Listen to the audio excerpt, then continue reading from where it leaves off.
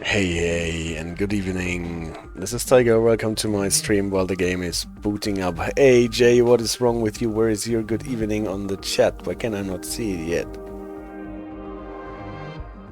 Or is Twitch only telling me that I'm live? No, it's there. There was just something hiding it that wants me to enable rewards on my Discord channel, probably. It's covering the chat. Shouldn't do that, should it? Don't show this again. Dismiss. Good evening, it's there, says HA. So sorry for that. It was covering up your good evening.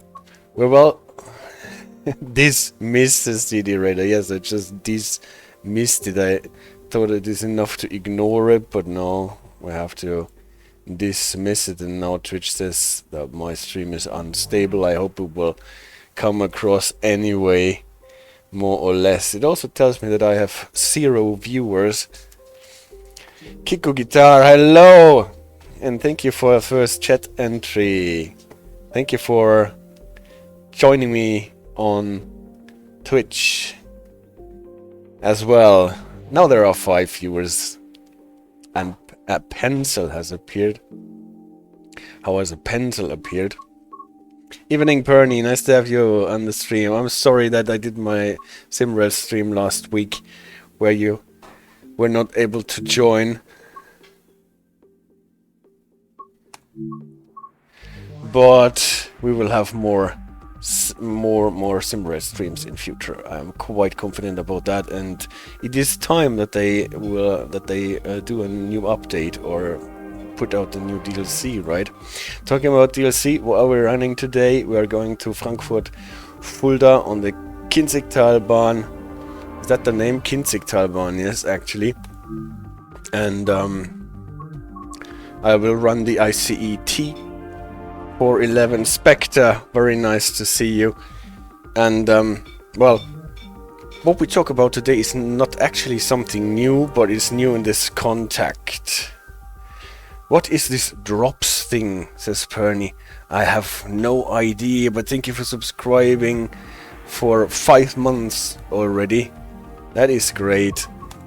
So, what I wanted to do today is to put together some stuff that we have already talked in a lot of videos about PZB, about signaling, about LZB, about GNT, and 411 actually gives us the opportunity to run through all this in one go. And Perny said, Twitch told me you enabled it. I have no clue. I have no clue either what I enabled it. I just clicked dismiss. Maybe AJ can look into that at some time. What drops I enabled. I'm afraid I have nothing to drop, and at least not at the moment. Maybe AJ can find this out. So, coming back to the trains, we have in the Baureihe 411 ICET a train that can not only run PZB, it can also run GNT, it can also run LZB, and on the Frankfurt Fulda line it is actually possible to see all this in action. So the interesting question in all this, so why can I not turn down the volume actually anymore? I cannot access my stuff, and now the TV is actually blocking it. Maybe we don't want to have it that. Yes, Spectre says on Frankfurt Fulda there is PZB, LZB, and what is EZB? Is it something new that they invented? No, that's something that is not really working. Yeah, this is our 411. Looks a bit like an ICE3, with the exception of those very pointed windows here at front that we can also see from the inside. That always tells us the European Central Bank. Yeah, that is true. That is in Frankfurt. We will get to this. So just an easy access to the train, and then restart the service again to play it properly so that we don't start late, even though there is a lot of time left to do it. So we have 3 screens, the one in the middle, that has been actually updated with the last update without anyone telling us. We have now stuff that we can at some point in time use for ETCS. All those menu points here are related to ETCS. Also, this icon here is actually telling us that ETCS has been turned off. And one question still remains why the brightness is by default set to -11%. What is that? Ah, Twitch doing stuff. Anyway, what has also been updated here is this screen with all the brakes. I have been complaining in my unboxing video that the train claims to have eddy current brakes, Wirbelsturmbremsen, whereas it actually should have magnetic track brakes, Magnetschienenbremsen here, and actually they fixed this. So no, it does no longer claim to have eddy current brakes, but it shows the magnetic track brakes here. Well, we will get to another or some other points that have been actually updated while we are driving. There are some things that are still not working, and we have in our cabinet where we turn on all the safety systems, a lot of switches for Sifa, for PZB, for LZB, for GNT, and for some reason the switch here for the EP bremse is, for the EP brake, is set to off. Don't know if that is prototypical. Maybe, as long as we are using the brake pipe to brake the train, and maybe the EP brake is supposed to be off. But the NITEC, that is the Neigetechnik, that is the technology that enables our train to tilt actually. The ETCS, you can see the switch. It is set to on, but obviously it is not doing anything. It is not an ETCS track anyway, but even if it was, I don't think that the train could do anything there. So, other thing for the scoring system, it is sometimes better to switch on the reverser before you switch on all the things. Perny says, oh wow, subs costs 1.5 euros more now. That's crazy. Oh, I'm sorry to hear that. I have no idea what they charge for those subs. Maybe this is because the September has ended or something like this, right? Well, yeah.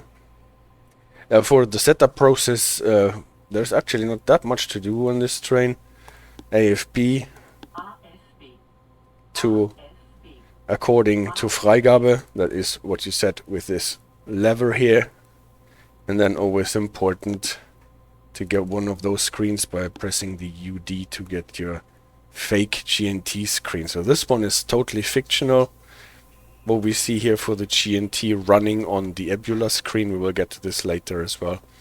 But this is to let us enjoy the GNT at any rate. And Perny says it is 6.50 now. I think it's been $5 for years though, so the race is quite wild. Yeah, I'm really sorry to hear this. I'm not doing this for the money. I totally appreciate you subscribing anyway, because it always shows the appreciation. Sorry that they make it so expensive now, keeping most of the money anyway, I guess. Yeah, and then AG is doing a lot of things here that distract me. Making advanced train simulator streams for the money is crazy. Yeah, that would be crazy actually. Well, no, I'm not doing it for the money. I'm doing it for actually to get more people to enjoy running the trains without HUD, to understand more and more stuff. And like I set out on a journey to understand more of the technology and the signaling and the safety system. So at least a couple of people out there also enjoy that. And you absolutely do that. Thank you, Perny. Thank you so much. Yeah, well, that was more or less a bit of a confused setup process for this train. I will just restart it and do it properly. Not many people are interested in this though, says CD Radar. Yeah. That's the point, but well, there are so many people in this world and so we will find a handful of people who are actually interested. And I'm always so happy if someone puts in a comment under one of the videos stating, yeah, thank you for the video, now I found the courage to play the game without HUD and rely on the signals and stuff. Or, like we had before, that they are going to be real-life train drivers, actually. Why we have Schleppfahrt ein is another question. Probably we are not doing a Schleppfahrt here. But so be it, as long as it works more or less. So put on the AFB and set this one for the brake screen and this one for the GNT screen. And now we can actually open the doors. Just let's make sure on what side the passengers are. We already have a signal that allows us to go. And we will probably start with... We're starting in Fulda. Is that actually the proper... Well then, we're going from Fulda to Frankfurt. If that is the thing, then we're starting, and we can see this already in our screen here. We're starting under LZB. They fixed this more or less. We already got our Führungsgrößen, our cap signaling for the LZB start, and we are actually allowed to start with 100. So we don't need to worry about the PZB start program. We've got a green light, and this reflects into this red marker being here at the 100.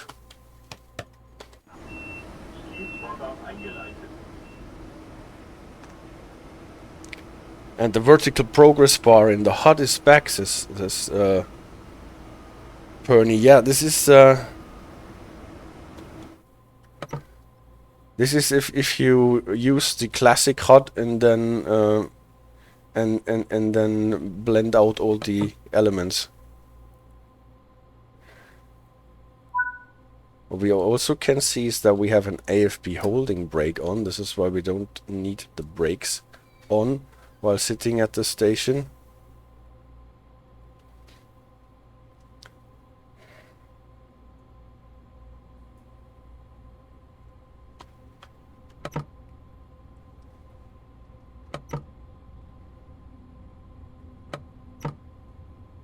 Yeah, and it was purple. I don't know if you can change that actually. So, and under LZB, easy on the Sifa. Yeah, you know, I always have to use the Sifa to calm me down if something is not working as I thought it would. What you cannot complain about is the traffic that you have on this DLC. There is really a lot happening. That is sometimes hard on the performance, especially if you drive into Frankfurt Main.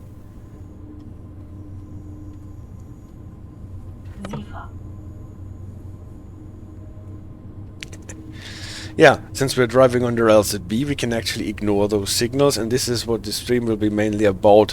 What signals do you have to respect, and which signals can you ignore when driving under LZB? And GNT, what is it? Not used to that from Trains in World and Sim Races, Perny. Yeah. You can actually visit the underground in free cam if you go to S-Bahn tunnels. Is that so? Interesting. So our red marker on the middle screen went to 140. We can actually look at it on the thing. So our authorized speed just climbed. We don't need a roadrunner system. We do not need to look at the hectometric boards. We can just rely on what the display is telling us. And Spectre says, I love this route. Took the #1 spot from Nahverkehr Dresden. Well, it is really a brilliant route. I have to admit this too. And much variety and a lot of traffic. some niggles still about things, but all in all, it is really a great route. An unlimited % more traffic than Simrail single player. That is true. Now we are already running into the end, and as soon we see this end indicator on LZB, now we have to pay attention to the signal, even though we still got Führungsgrößen on our display. So we have to pay attention to the LF7 boards, we have to pay attention to the signals, and we can see that we're getting closer to the end, where we will be released with 160, from what it looks like.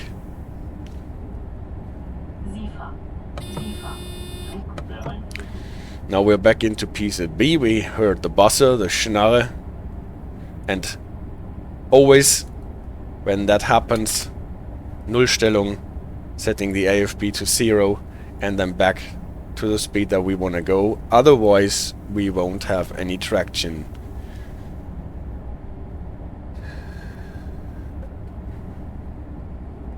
Don't need to set throttle to 0, just the AFB to 0, and then back to the speed that you want to go at. See, the radar says, yeah, this thing is nice, but on touch screens this is annoying if you want to press touch screen, but you zoom to that screen instead. That is true. And passengers all fall due to 100 brake.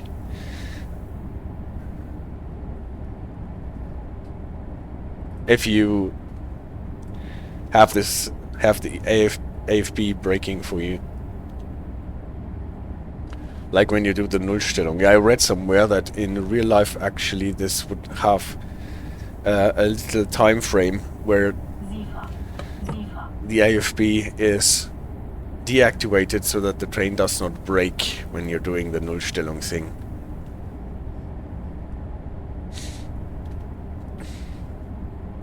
So now we are on our own. Inspector says different LZB end procedure on ICE 10T and the ICE 3 on SKA. I have to say I prefer this procedure. Yes. In the rules there are actually two different end procedures, or they, at least the Führungsgrößen that you see on your display are slightly different depending on whether you're running on a CRLke or a CE track or a non-CE track.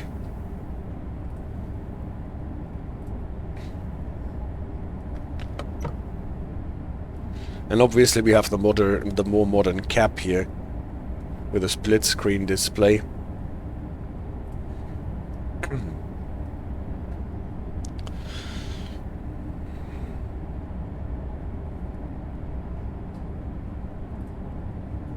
Whereas on SKA we are still running on the old MFA 20. What is the point of the split screen though? That is actually a good question. Why they have a split screen here, I have no idea. Maybe in case that one of them breaks, that you still got the other one for the most essential information. Don't know if that is the idea behind it.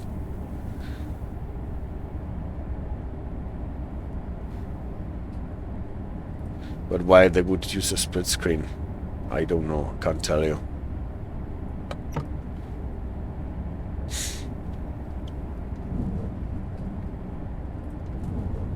Sunblind control is blocked by the brake handle. Yeah, that is a bit weird, but you have to get up to control the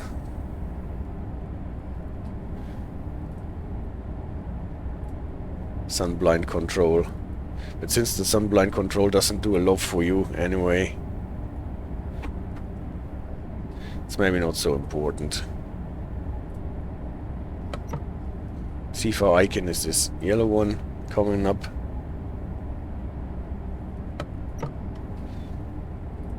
You don't think that the sunblind control isn't doing the control does something for you, but the sunblind itself, I have never found it very helpful, because if you have a weird reflection, then it is not coming from the front, but from the side.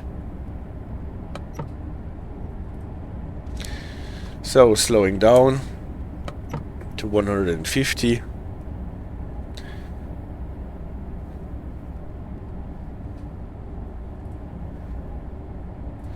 If you can do this with your conscience, you can use the AFB to slow it down.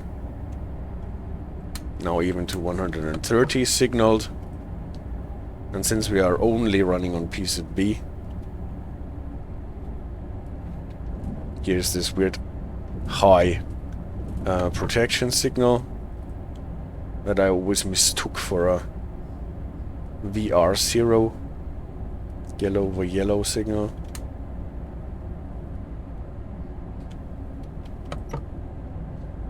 The AFB does not do the last bit and stays at 1 or 2 clicks above the target speed, then you can always put it 10 kilometers below your target speed.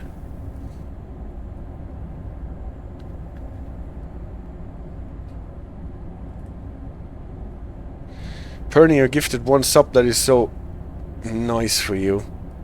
Nice of you. I wonder who got it. Sifa.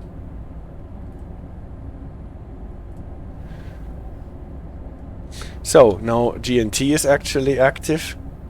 You can see that not only on this screen we've got a reading, but also this indicator here, the GNT, has lit up. That was not after the release. That is a new feature now with the updated screens, as far as I can see that. At least I don't remember seeing it. Oh, I'm apparently number 1. How great. Yes, you are, Perny.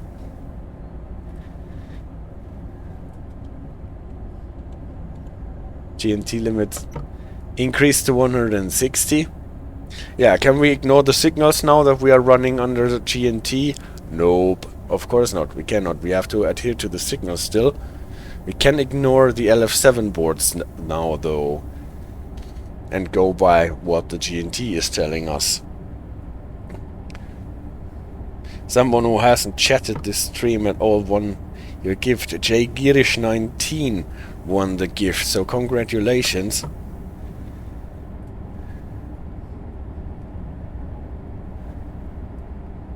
No, I don't remember chatting to them before. But the appreciation is for you anyway, Perny. So, let's look at the presentation. At this point, maybe I should open it before I want to put it in motion. Where I was just trying to simply go through the question what signals and stuff we actually have to look at when we are running under LZB, under GNT. And CD Radar says Girish19 is following since August 24. Yeah. And appreciation for that. But I can't remember talking to them. Where is my presentation here? Is it that? Yeah, it is that. So, the question is, and what I will cover with this presentation, the information is already in all the videos that we have made so far, but we have never put it together in context. Safety systems that we have running on our train is obviously PZB, the punktuelle Zugbeeinflussung, with the Wachsamkeitstaste, the release key, override key, and all that stuff. We have several videos covering that. Then for the Nitec-Züge, the tilting trains, we can have GNT. What is, that's why I put the plus sign in front of it, not an standalone safety system, but it is an add-on for the PZB. We have the PZB still running and the GNT on top. And then obviously we have the LZB, the linienförmige Zugbeeinflussung, that overrides typically most of the PZB functions at any rate and puts something else in its place. And the question is, How much do we have to adhere to track speed limits when running under those three regimes? How do we have to look at signal speed limits? Do we have to look at signals at danger? Do we have to operate our Sifa while we are doing this? And obviously, do we have to PZB acknowledge to avoid penalty breaks? Right? CD Radar says LZB is OP. Yeah, that is the idea behind it, right? The fourth thing that we should have below it, and I hope we get to that at some point in time, will be the ETCS, obviously, the full supervision thing running on top of LZB, or also the limited supervision ETCS on signals, as they call it in Germany sometimes. Should we ever get this in the game, I will be very happy to discuss this on a video or more of it. For now, we are limited to this, and at least we have on this train for the first time all three, or those three regimes running in one train and on one route, and they are constantly changing. Yeah, ETCS with a lots of bugs and praises. I love ETCS, and we are getting it with lots of bugs using CD Radar probably. Well, it's not that bad. Well, as everything, there are bugs, and there will be real bugs and bugs that come in from the game. But nevertheless, we will get to this as soon as we get there. Vivid Games, my beloved Bernie says, for Luzern Susi, where we have ETCS. Well, they did actually not do a bad job on Luzern Susi with the ETCS, given that it was the first try ever to implement ETCS in the game, and that they beat Dovetail Games to it and did it on their own. So it's, yeah, honestly, it's super good, says Bernie.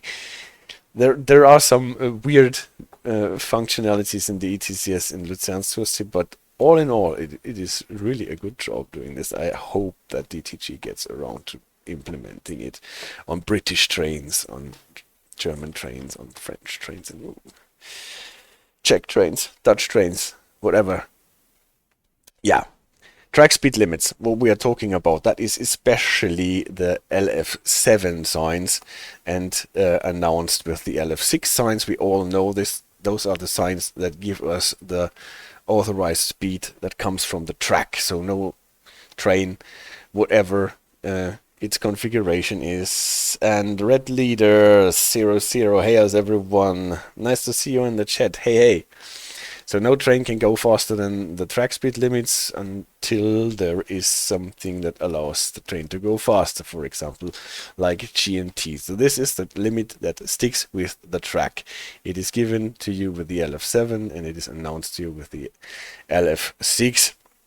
And the LF6 typically needs to be acknowledged. We all know that you don't necessarily need to do that if it is 100 or more. And with the 80 and 90, it depends how fast you're going. There are videos about this, but this is our track speed limits. Then the signal speed limits that come typically with a signal and a number, like with a green light and the white numeral KS1, that is the green light, plus the ZS3 with Kinzigtalbahn 6, that would be this additional signal. Or you can get this in the HV, the older system, with the green over yellow HP2, that gives you a 40, unless it is marked otherwise in your timetable, or if there is a ZS3 white numeral shown with it. Those are the signal speed limits, and you have typically to adhere to them. And they are announced to you most often on the distance signal with a flashing green in the KS system and a yellow numeral typically below the signal, flashing KS1 with a ZS3 V for Vorankündigung, for announcement. Or in the older system, HV, you have the VR2, the green over yellow in a diagonal fashion. And for the signals at danger, obviously, you have the HP0 signals in all its varieties, with the 2 red lights in the HV systems typically, and with the 1 red light in the KS system or DHL system. Also, the little dwarf signals can be main signals that show HP0 signals at danger, with 2 red lights in the west, typically in the east. Former Eastern Germany region, you typically only have 1 red light, and you have a different mast sign. We have discussed this also on different streams already. And then with the old semaphore signals, that would be an HP0 signals at danger. And apparently I'm not eligible for the nitro, says Perny. Oh, I'm so sorry. Are you not eligible? And maybe AJ has to look into all this. Everyone should be eligible for everything, especially you. And keep gifting the CD radar. Well, I hope we can figure this out. And, well, yeah, the Sifa obviously is your pedal that you have to press, or your button that you have to press, so that the train still knows that you are there and that you are capable of acting. And under PZB regime, and probably it would be cheaper to just buy nitros as CD radar. Maybe. We will figure this out somehow.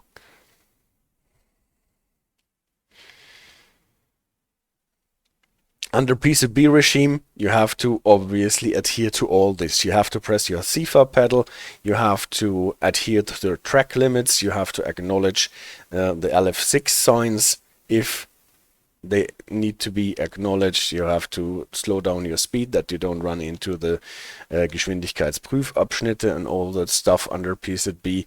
Then you need to adhere to the signal speed limits that can be different, and overlaying the track speed limits. We have discussed this in a video at Rapid Transit the other day. And you have to acknowledge the announcement for the signal speed limits with the yellow numerals, or the VR2 in the old system. And obviously you have to stop at signals at danger. So under PZB, obviously you have still to adhere to all those signals. Does anything change when you are actually running under GNT? When GNT is not only turned on, but also active, giving you data. The balises, we have a video about GNT where we go into details about this. The balises are giving you information to your train. And what does it change with what we have to adhere to? Sifa, we still have to press our Sifa pedal, because it does not matter whether we have GNT running in addition to our PZB. The train still needs to know that we are there and that we are not incapacitated. Do we need to pay attention to the LF6 and the LF7 boards? No. That is the big thing about GNT. We can go faster on our tracks because our train can tilt and alleviate the G forces for the passengers, the lateral acceleration.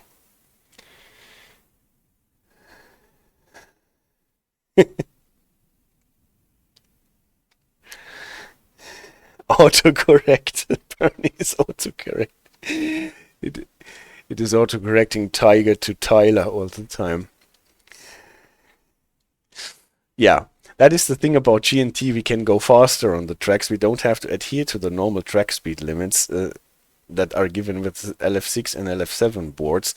So we can go with the GNT speed regime with a speed profile and don't need to adhere to that. So typically we are going faster than is given to you on the LF7 signs. So you can ignore those.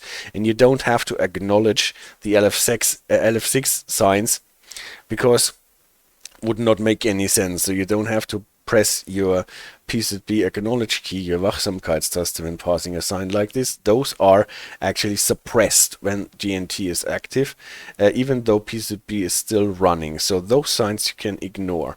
But the big thing about GNT to know, so to not run into trouble, is that still all the signal speed limits are valid for you. So even if your GNT computer on the train is telling you that you can go 80 on this piece of track and you're running into a signal of that kind, then you have to slow down to 60.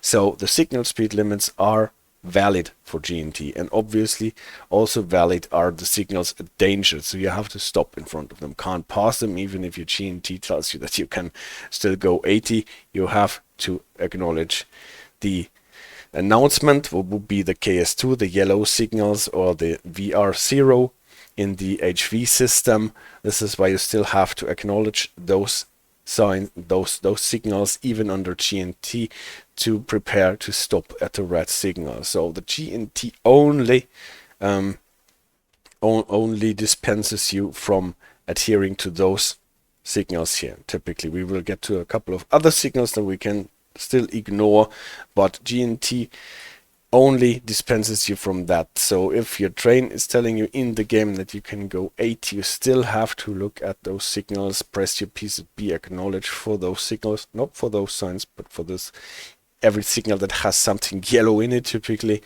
and to stop at the red signals a danger.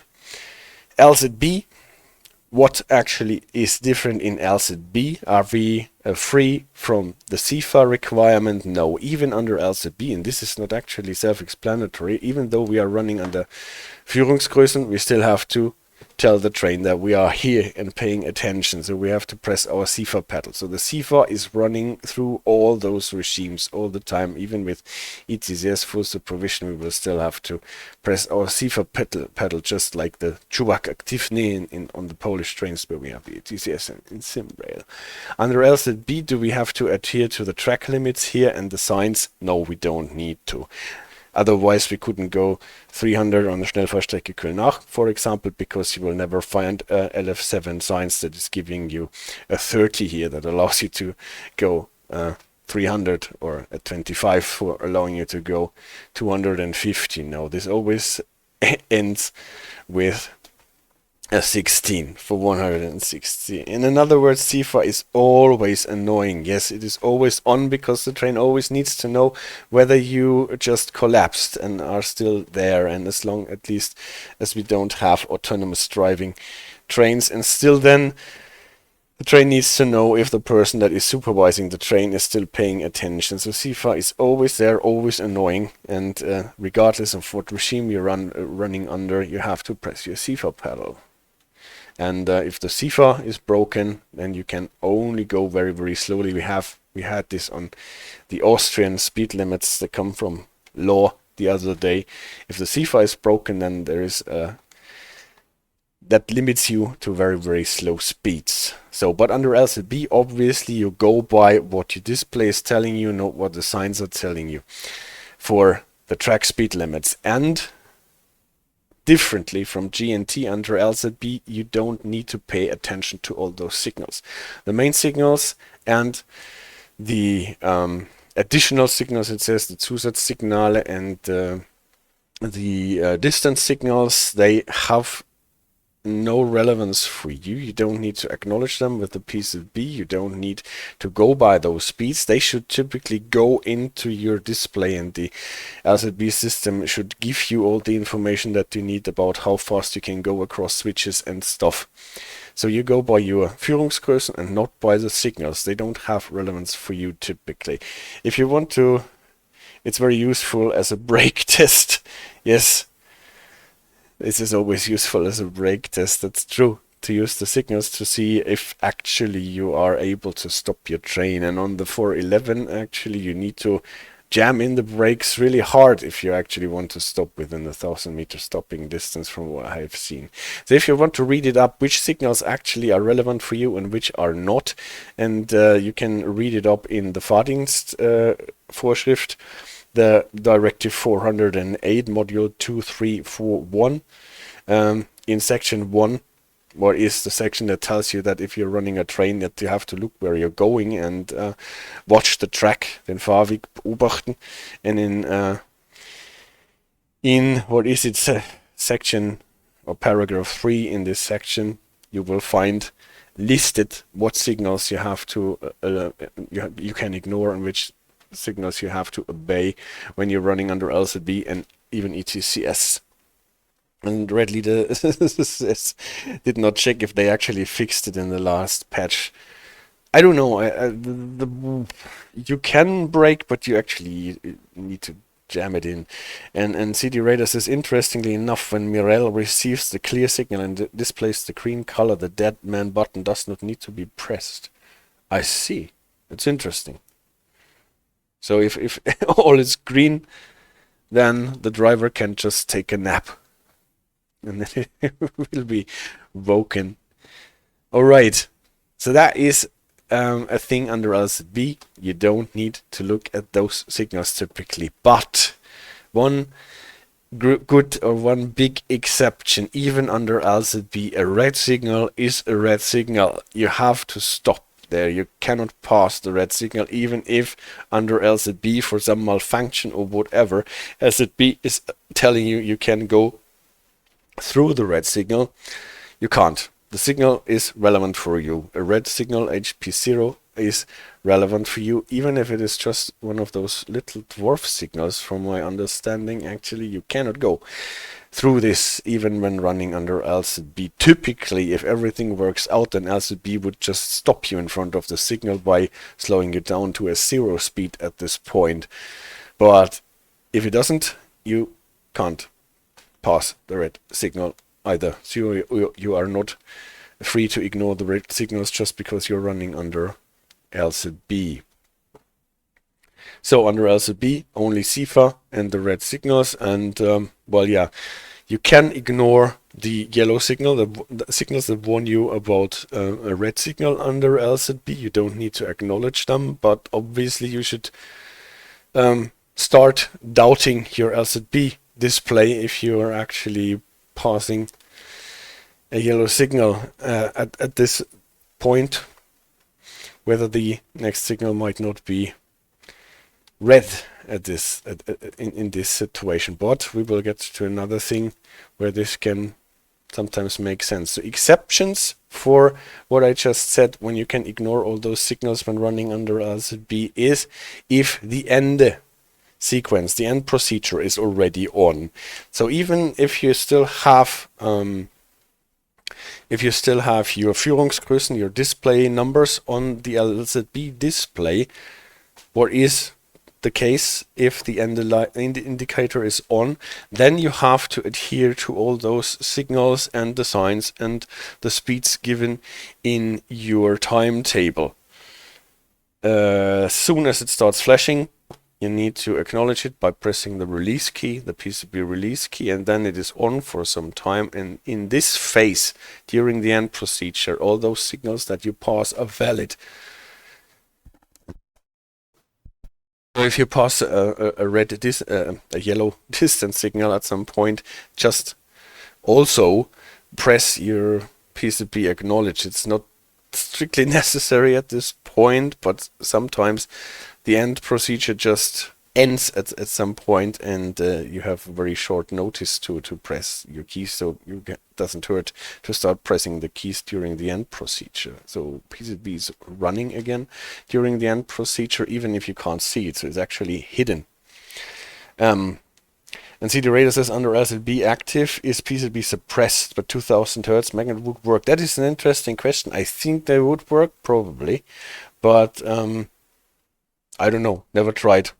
And I have not found anything in the rules that confirm or deny it, but going by how this is, how it should work, probably for safety reasons, they should still be on and stop the trains, right? Perny says, CD, do they allow you to fix a camera to the front glass or something and record while the train is in operation? They just banned that in Helsinki Metro this week. Yeah, he said so on the Discord. It'll be interesting how this is in the Czech Republic.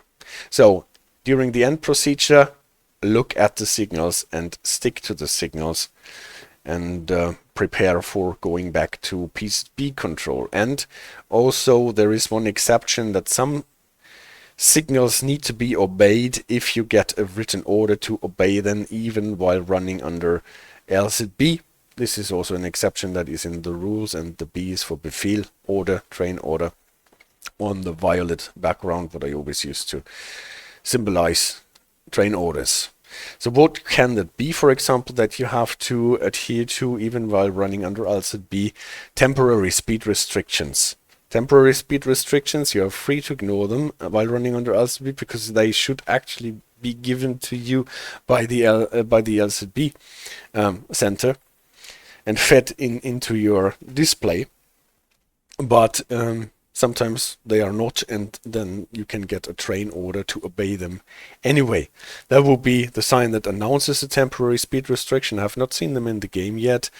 We have discussed them when running on the Kinzigtalbahn, I think. LF7 sign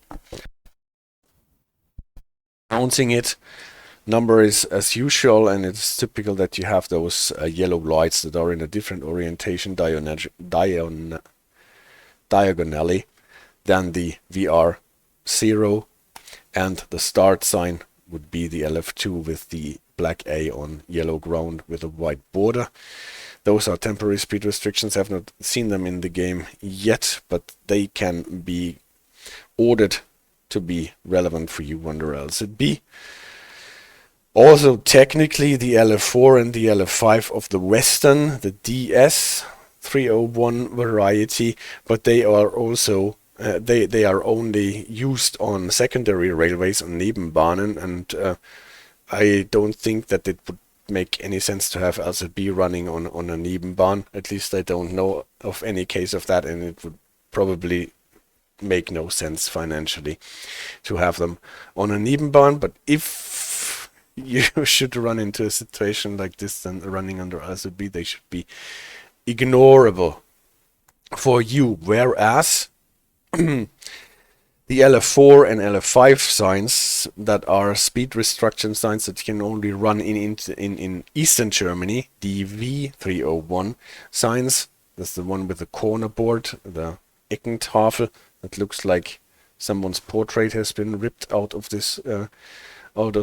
sign. You can only encounter them in Eastern Germany. I don't think that they are in the game though, and though are special in so far as that the rules mention them specifically that they can be ignored even when running under GNT, just like the LF6 and LF7 signs, and also under LZB obviously. But those are the 4 signs that can be ignored, or the 4 signals that can be ignored while running under GNT. Anything else to look at? Yes. Special thing with the dark main signals and dark signals in general.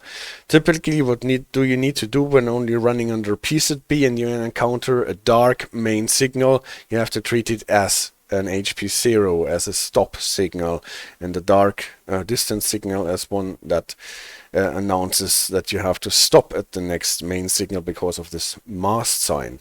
So those dark signals need to be treated like red signals, just to make sure that in case the bulbs break, should not really happen, because you should have a backup system in the signals. I just learned that when I visited the signaling box the other day, that they typically have bulbs with 2 wires in it, so that if one wire breaks, still the other wire is actually doing the lighting. And in the signaling box you can see it, because then the symbolization of your signal starts flashing, and then you can see it is still working, but it is running on the 2nd wire already.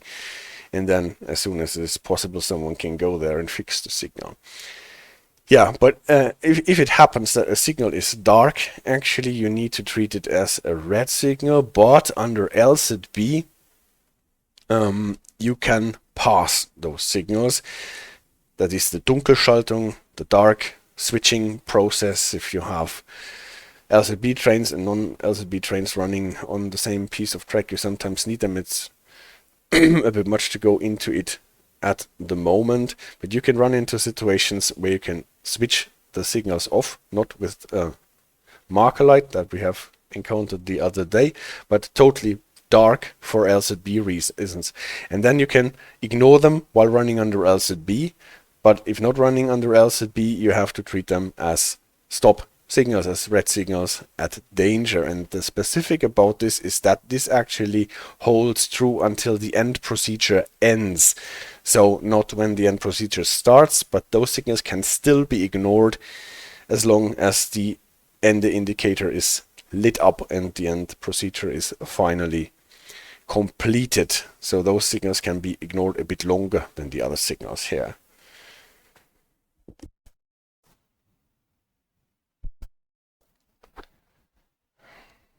And see, the radar says in most places actually they allow those videos. That's nice. All right. Those are the three regimes: PZB only, PZB plus GNT, and LZB. Under PZB, obviously, we do the normal stuff. We operate our Sifa, we adhere to all the signals. Under GNT, we are dispensed from adhering to the track speed limits and the signals that go with it. That is typically LF6 and LF7 in the east, sometimes LF4 and LF5 if this ever will come up in the game. The rest we have to stick to and respect. Under LZB, as long as we are not in the end procedure, we can also ignore all the signaling speed limits and announcements. Only thing that we have to adhere to under LZB is our Sifa and the red signals, except in the end procedure. In the end procedure, we have to respect the signals just as if we were already out, except for the dark signals that are switched dark deliberately. They can be ignored until the end procedure is done. And this, in my opinion, is all information that we already had in the prior videos, but we never condensed it in a way that is maybe helpful when running the Baureihe 411 on the Frankfurt Fulda train. And apparently says we have one driver that got like 10k on YouTube doing cam videos in gaming. Alright, they are still about their cab videos. So I hope you found this as helpful as I found it to actually get this into your or into my brain, so that when running this track where we constantly switch between LZB, only PZB, PZB with GNT, and back, to not miss any signals actually that we have to adhere to. What does it look like on our screen in the middle, the new updated screen here now? This will be the indication for PZB with GNT. The PZB part is mostly on the left side. You know that we can see our we can see which PZB mode is active by giving us the speed that we have to slow down under when we are getting 1000 Hertz monitoring.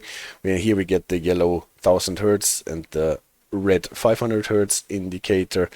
Also, this one PZB is telling us that we are actually running under PZB. There are videos almost on the channel for all the PZB specific things, so I don't want to go into this.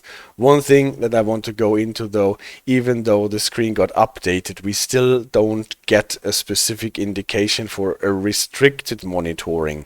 Because what happens if we get 1000 Hertz monitoring or a 500 Hertz monitoring, doesn't matter. This indicator, the 85 indicator, starts flashing. What we don't know if it is a restricted or a non-restricted monitoring. So under PZBO, we don't know if we are controlled to 80 or to 40, right? Or if you put the safety margin on top of it to 85 or 45. So we don't get a text message like on the TLM2, for example. It just starts flashing. And we don't know what restricted, what kind of monitoring, restricted or non-restricted, we are running into. What it should look like when you get restricted monitoring, it should look like something like this, in my opinion. 85 and 70, the alternate flashing that you know from the older displays, where those two indicators are flashing like this. And this is not happening still, even though it got updated.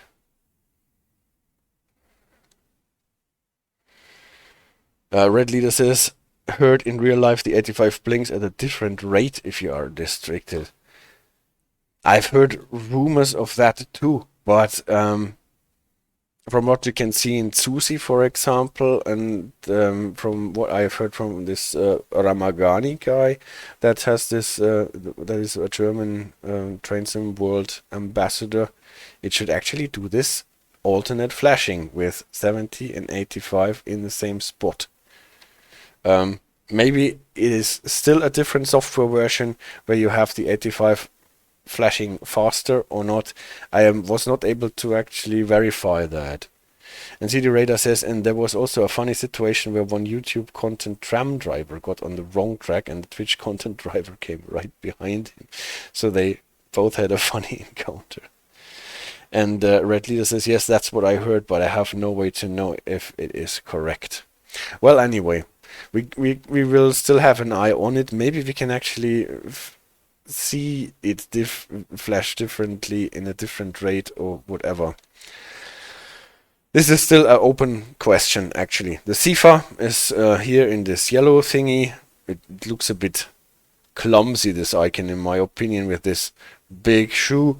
Looks more like a safety boot than a sneaker that a train driver would probably use.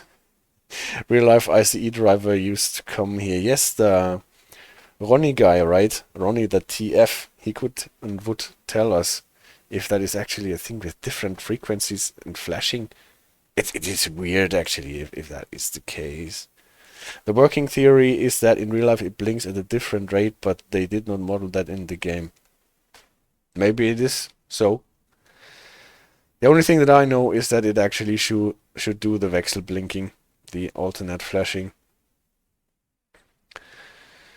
If I find out more about it, obviously I will let it know. If anyone else knows more about it, please let us know in the comments. Maybe we can get it back to GTG then. So, because as it is at the moment, it is totally impossible to see whether you are in the restricted monitoring or still in the non-restricted monitoring anymore. Yeah, back to the Sifa icon. If you turn off the Sifa, then this boot is crossed out, so you can see that you did not turn on all your safety systems properly. And it lights up before you get the alarm, so that you know that you have to put your foot down on the Sifa pedal again. This boot, yeah, this boot is a bit weird.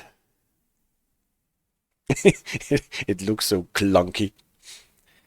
But, well, at least you can see it. GNT indicators are more or less on this side here. You can see this GNT with nothing on top of it. That just tells you that you have turned on the GNT, that the GNT system is listening for input that you get from Ravenslofty. Hey, nice to see you on the chat. Great to have you back. Indicator, you turned it on. It is listening. It does not necessarily have information. This is and Roscoe, hello. Great to have you in the chat again.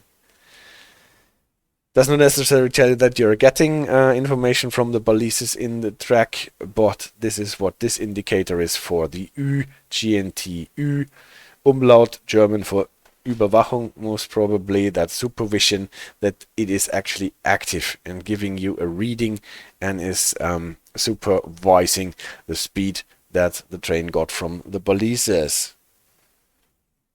Yeah, the CD Relay is waiting for the hello from the balise. Yes, the train is waiting for the hello. Hello, I am balise number so-and-so, and you can go 60 here. But be careful, you can only go 40 around the next corner, which is in 800 meters. And yeah, we'll be going downhill. Something like this is what the balise is telling to the train. In GNT, again, for GNT we have a video where we discuss all this stuff, and you will also find the bluish GNT and UGNT indicators here.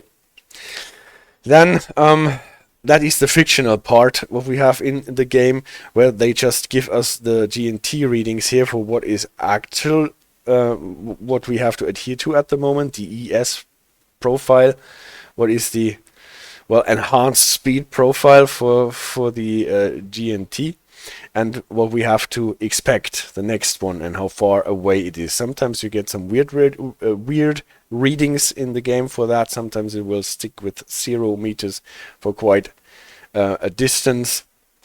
Sometimes the speed limits change quite fast, but this is what the game is giving you so that you can actually see GNT at work. Why? Because the part where in real life you would see the stuff that GNT is giving you is not. And balises in Poland say Dzień dobry. Yes. Dzień dobry. That was a thing that I learned when I was in Poland. It's easier to say than to write. At least for someone. coming from our language background. Yeah, but what is it? How would it be in real life? For that, I want to employ our old Ebula simulator thingy. If I find it again in my vault, should be here somewhere. With open-minded, we build an Ebula simulator, more or less. It does not really work so great because Ebola always reminds Spectre of an infectious tropical disease. Yes, the Ebola virus in our trains. So, this is our old Ebola simulator, and to see what the GNT is doing, we will have to pick a new train that actually runs GNT, like the 612.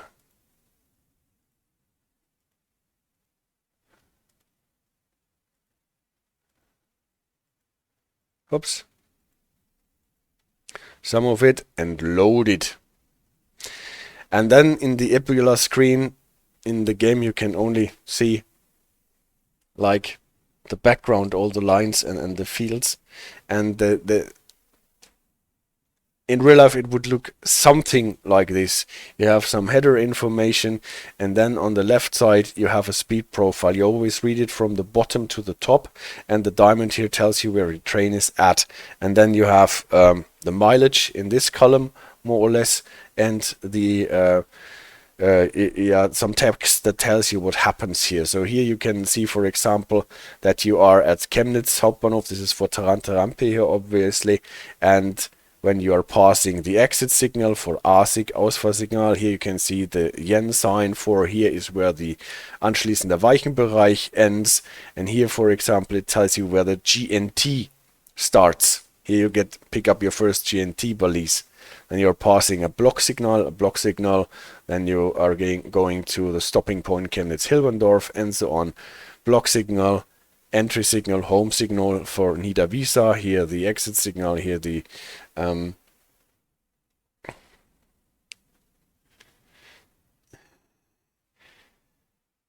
I did Ebola before Trains the World.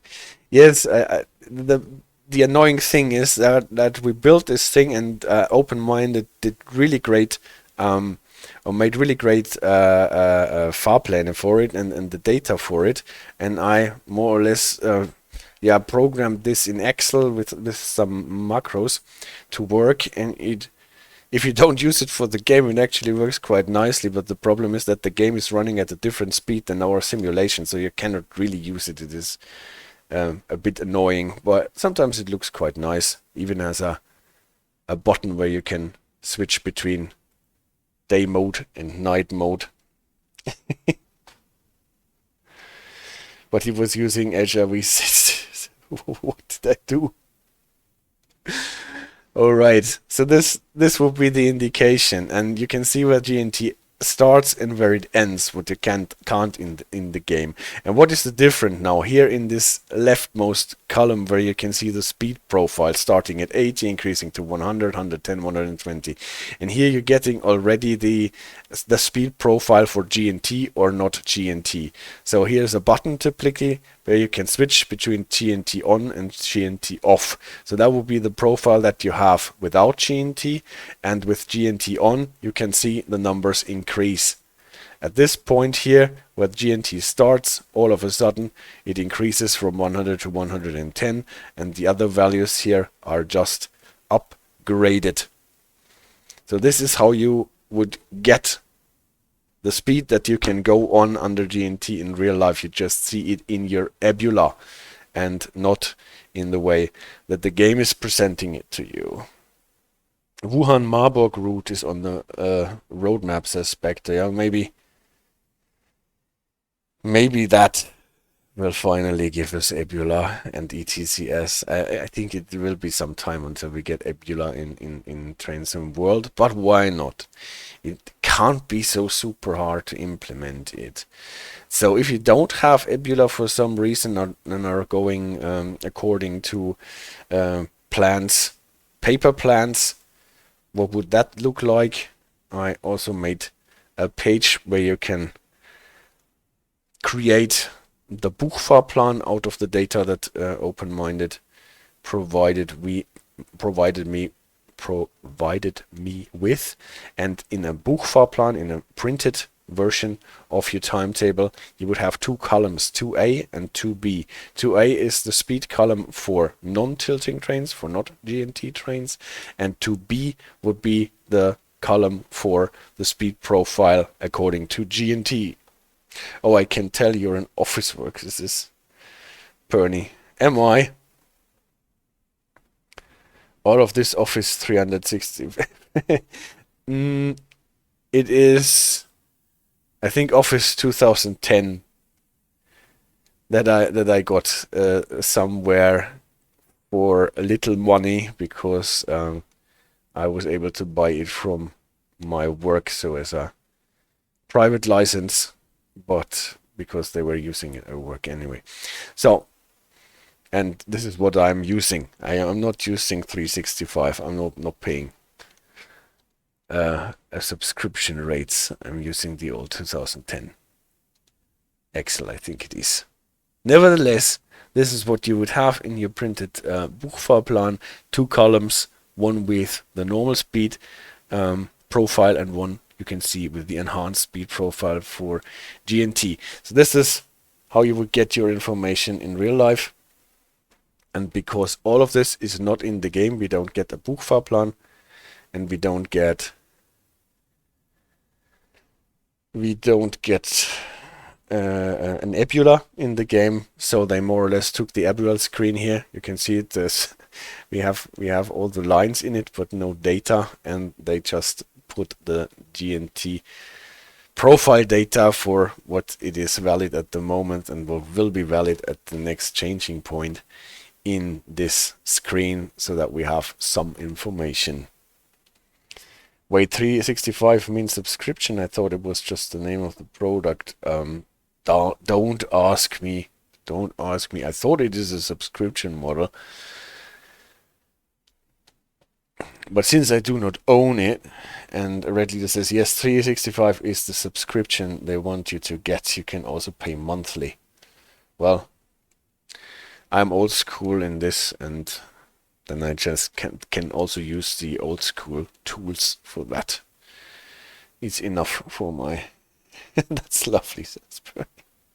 LibreOffice is quite a nice free alternative, in my opinion, says Spectre. Yes, I was actually using LibreOffice, and then I was doing this stuff with Open-Minded for the Buchfahrplan and Ebula simulator, and then we couldn't get together with our versions, and we wanted to put it out in Excel, because this is more or less what everyone can use. And the original version of my Buchfahrplan creator was actually in LibreOffice. No, not the Buchfahrplan simulator. What was it? It was the Bremshundertstel calculator, the freight speed calculator. It was originally in LibreOffice, but then we ran into compatibility problems, and so I am using my old 2010 Excel license. And Bernie says, I remember the freight speed calculator. Yes, that one was originally in LibreOffice, and then I migrated it to Excel. But I'm digressing. I'm sorry, people, for digressing. Let's getting back to our presentation. That is totally in 2010 PowerPoint and German version, I guess, as you can see sometimes. Yeah, this is what we get in the game. Don't forget, it is totally fictitious, but it helps still a lot. I would blame the chat for the digressing, says Bernie. Probably, that is a point. So, what else do I have here? Yes, the GNT indicators, the red ones, they behave differently since the update now. After the release, you would hardly see the GNT indicator light up steadily. Sometimes you could see it flash a little bit before the changing points. Now, and Red Leader blames Matt Peddleston. All right. Yeah, it now behaves differently. So for every reduction in the GNT speed profile, the GNT indicator lights up with the buzzer steadily, and then it starts flashing when you're getting closer to the speed changing point. That is in principle how it is supposed to work. Steady, and the Schnarre, the buzzer, to inform you about an incoming speed reduction. You still have like 200 meters to go until you hit the brake curve, and then when you're in the brake curve, this thing starts flashing and telling you that the reduction is imminent, and if you don't slow down, the train will be braked for you automatically. In the description, it says that the GNT indicator should come off before in the phase before you actually get into the brake curve if you are already below the speed that is your target speed. So that can result in the GNT indicator never lighting up steadily before a speed reduction if you are already slow enough. But in the game, at least it is at the moment, it will always light up even if you are already slow enough from what I've seen. Then there is also the SGNT indicator, and this is informing you, like always with the S indicator, that the train is actually braking for you, that you got a penalty brake because you violated the brake curve or the ceiling speed monitoring. How this works exactly, when it is flashing, why it is steady, and what the train is doing, if it is applying only the normal brakes or if it is actually applying an emergency brake application. You can look at this in the GNT video. There we went into this in greater detail. I actually did not check it out if the S indicator is working now after the update, because I was always braking early enough, I think. So that was PZB, GNT and Sifa, and what you see on the updated screen. And what do we see in LZB on the updated screen, as it should be happening?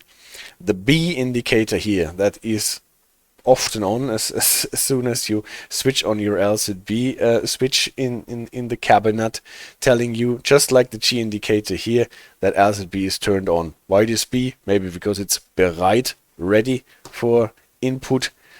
At least the B indicator on blue is telling you that it is listening for not the balise saying hello, but the LZB cable in the middle of your track telling you hello, hello, hello, hello, hello, hello. I'm constantly there. What we had the GNT U indicator telling you that you're actually receiving data, is the corresponding thing, the U indicator, Überwachung, supervision, for LZB, here on the side of your display. It is actually stated in the rules that it should be not in the display itself, but on a different remote location. Why this is, I have never bothered to find out, but you can totally see it is not an digital indication here on your screen, but it is actually a separate indicator next to your display. If it is lit like this, then LZB is active, and if U is lit and active, then you should also get those yellow Führungsgrößen, the display indications. Ooh, now see, the radar has a U with a circle on top of it, what makes it very, very long. Ooh, like Doom in chat. It's a very, very pretty character, in my opinion. What is also quite pretty are the Führungsgrößen that you get on your LZB display. Obviously, like on any speed clock, the needle is telling you the speed that you are going at the moment. Also in the middle, you get it as a number. That is what LZB material talks about as V ist. What is V for velocity, and ist is B, the velocity that actually is at the moment.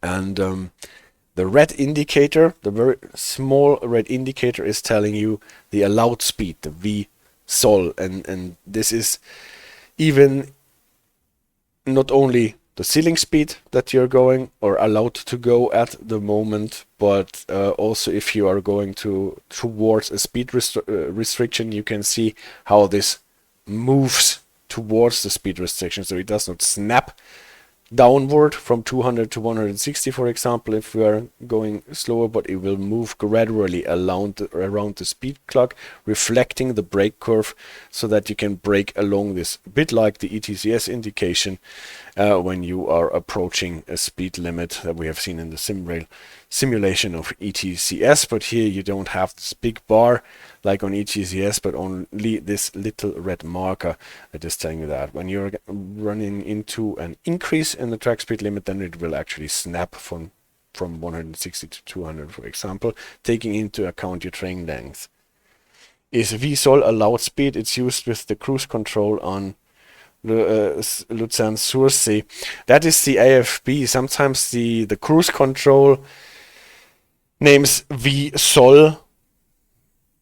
V should, the velocity that should be, that is German Soll, and sometimes the cruise control systems use it as the speed that the train should go according to the setting of the cruise control, and in LZB terms it is the speed that the train should go to be safe within the limits and brake curves. So it is slightly a different meaning. It's twice the same idea, but once you're setting the train to go a certain speed, and the other in the other situation the LZB is telling you that you should not be faster than this speed at the moment.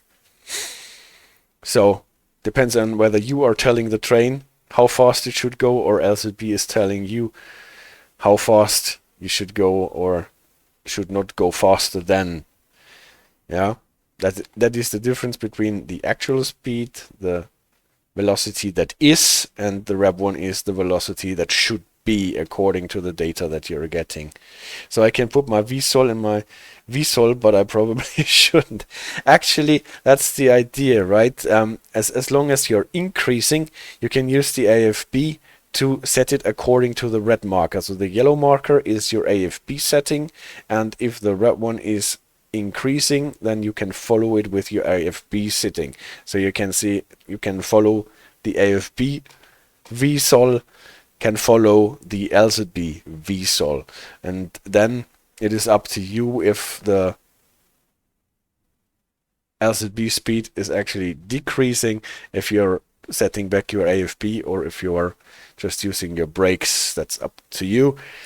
Some people say you should never brake with the AFB because that is too harsh or whatever, and in case that something goes wrong, you don't have your air brakes applied. So typically you would rather use your real brake handle to slow down and not rely on the AFB. But you can actually do or let the AFB do the braking. So if you don't act according to it, then the AFB would slow down the train for you.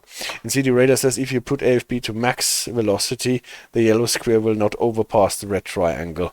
Yeah, that is a thing, that this yellow thingy should never go beyond the red one. So the AFB would actually get the data from the LZB system and make sure that your AFB setting is not faster than the VSOL, and if you're not reacting to the VSOL decreasing, then the AFB would do this for you, and just the yellow thingy will follow the red on its way to the left on the speed clock. So it's basically autopilot. You can just rely on it. I think it is even proper procedure to do that, but a lot of train drivers actually tell you that you wouldn't do this in real life, especially not with a freight train. And the AFB is not only using the electric brake for this, but also the pneumatic brake.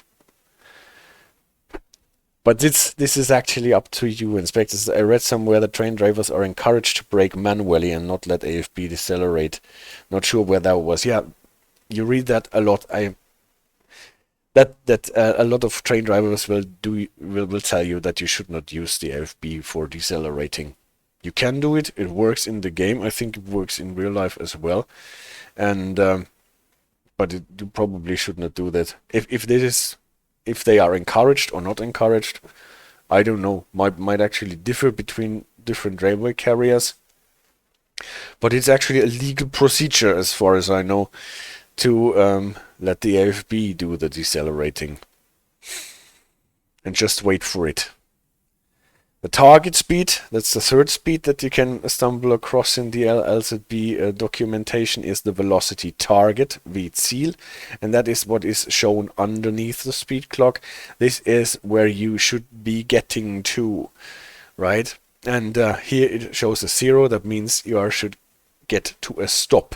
And how long you can go until you need to be to this lower speed, target speed that is shown here, is given to you by this bar and the numeric indication on top of it. This is the distance to target. If it is longer than 4,000 meters, it will be given to you in this numeral, and then the bar just shrinks. And Perny says, does that apply to Poland too? I always just click 0 on my fancy symbol. I don't remember the name. Commuter train. For the AFB, the PZB, yes. Obviously, I don't know. You would have to ask a Polish train driver who actually runs this train what they are taught or told about this. I think on the PZB it is actually more convenient to use this, because you can actually set the amount of braking force that the train is supposed to use, right? So it is not that you are just delivered to the AFB about how much brake force the train would use to actually perform the deceleration. So you can soften this down for your passengers and still just press the 0 button on the cruise control system. But for that, we should actually ask, if we ever meet one Polish train driver, how this is taught and how they are encouraged to use this stuff. Maybe they are encouraged not to use the cruise control in the PZB at all, because it does not really work in real life. I don't know. Yeah, and on the LZB screen you also have the indicators G and S that you had on the GNT half. The G one tells you it is lighting up and steadily, and you hear the buzzer and informing you that a speed reduction is incoming. Typically 2,000 meters, I think, before you hit the brake curve. The flashing is a bit different, because it does not always flash when you're getting closer to a speed changing point, because you can see that from the allowed speed marker shrinking, but it will start flashing if you're actually going too fast. So if your actual speed is at least 5 clicks above the VSOL, the velocity that should be it because you are running over the ceiling speed, or whether you are violating the brake curve. So good to have ATO as a CD radar. Yes, the automatic train operation that always stops you in the wrong place at the platform, as you told us the other day. The S indicator will be the LZB penalty brake. So if LZB is yanking in the penalty brake, you will see this indicator, like S always telling you. Not always the CD radar that is putting you in the wrong position at the platform. Yeah, anything else to name? Yes, the ender indicator. What is important, because as soon as this ender indicator is on, we have to respect all the signals again, and be prepared for PZB reactions of our trains, even if we are not seeing the PZB indications yet. In 1% of the cases, it will stop you in the wrong position. Alright, so let's not diss your ATO too much. That means that in 99% of the cases, the trains are actually stopped in the correct position. So the ender indicator will light up with a buzzer, and then it will flash until you acknowledge it by pressing the release key, the PZB release key, not the acknowledge key that we usually press to acknowledge stuff. The ender indicator, we have to press the release key to acknowledge it, and then we are in the end procedure. We have to adhere to the signals, adhere to PZB things, even if we are not seeing it yet, and be prepared that LZB will end and we are back to PZB and our signals. As soon as you push the release key, it will light up steadily and be on until it extinguishes, typically together with the U button and all the yellow, the red indicator and the yellow bar and the target. And what target speed it shows you in the end procedure depends if you are running in a CRLK system or not, in a computerized system. And sometimes it shows you the release speed, and sometimes it just shows you the maximum authorized speed of your train. Depends on what system is actually running. But in here on this route, it typically shows you your release speed, if I've seen this correctly. Yeah, I think that's it for today with the presentation. Yeah, LZB and incoming. And that was the presentation for today. So a lot of recap. Actually, we have covered this in previous videos, but I think it was worth it to put it together, because we can use this on our ICE train here, our 411.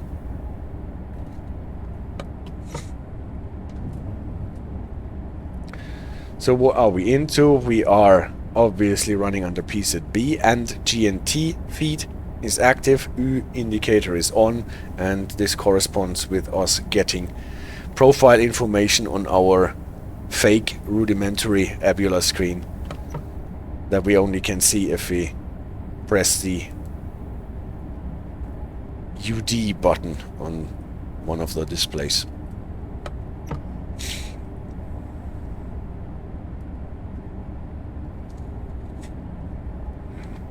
Since we're running under PZB and GNT, we have to pay attention to the signals. That's good, all green. But we can ignore the LF6 and LF7 signs. Like, for example, running up to a reduction.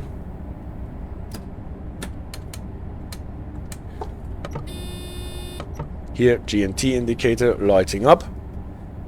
Getting closer to a reduction to 130. If you rely on the AFB, will probably be too late. See? S indicator is lighting up, is slowing us down to confirm with the speed limit.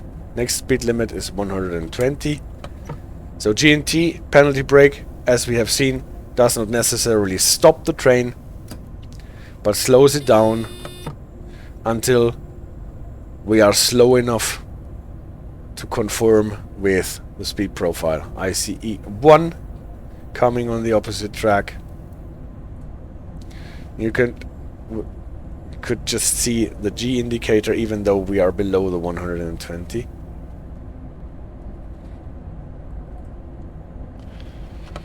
Wait, Twitch is wanting me to spend even more money on number 1 now. Ah, Twitch is...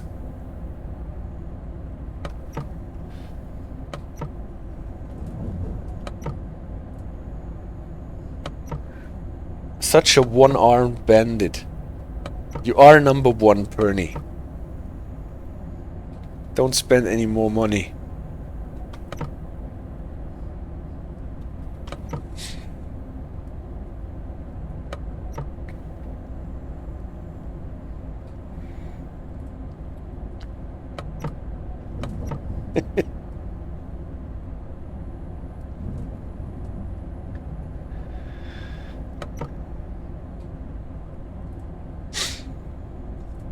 So, 140 is reached.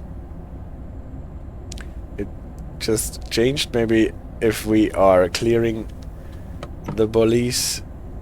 Yes. This thing is taking the train length into account. That means this counter is counting until the spot where the speed change actually happens, and you don't see it happening in the current speed limit until the train has actually cleared the spot completely. See, the radar says if we get $1 for every Tylers, he says it as well. Sifa press, we would be rich enough. That is true. And why not? That's what the Sifa pedal is there for. To play with it.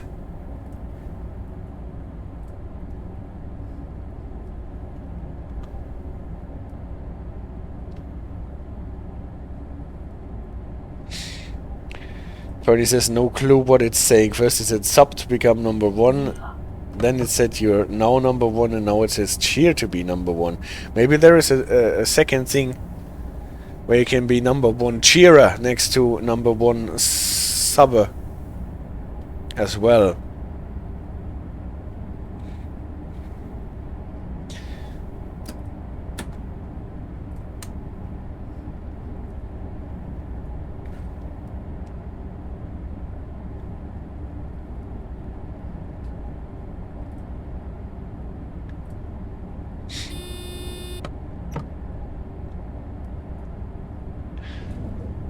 This cheer is like giving tips, and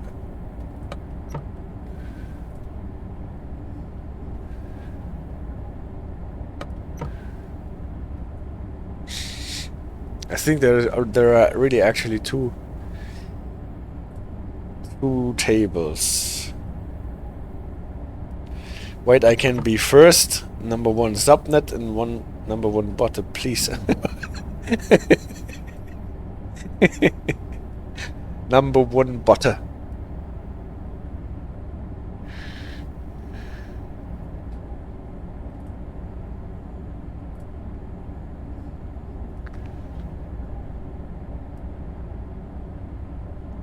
Subber and bit.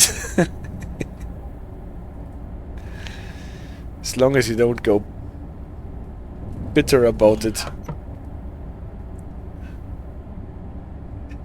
You have to cheese. Yeah, actually, you do not have to cheese. You can be both.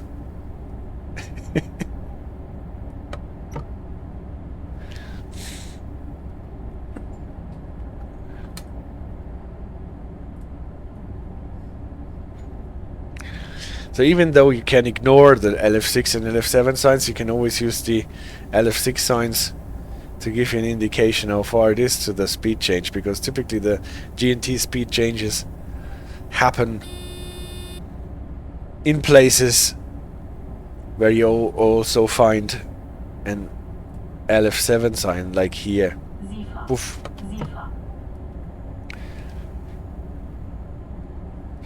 If you follow that trend, you can also be the first in this stream with $0 in your wallet.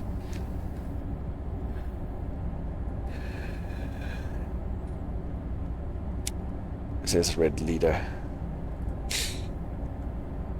And Spectre says, so now we are in, I come back to Spectre in a sec.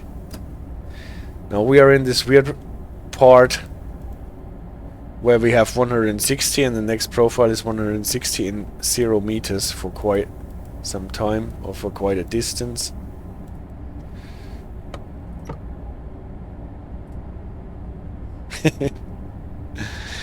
Fernie says he did not buy trains in World 5, he still has money. And Spectre says, by the way, there is a RE50 service from Frankfurt to Fulda where you have priority over some ICEs and you enter Schluchten station on a Vorsicht signal. Not sure if you have already tried it. It is fun. Oh, no, I have not encountered this. I have seen, or I've played a service where you, but I think it was a scenario where you enter your target station with a Vorsicht signal as at a 7.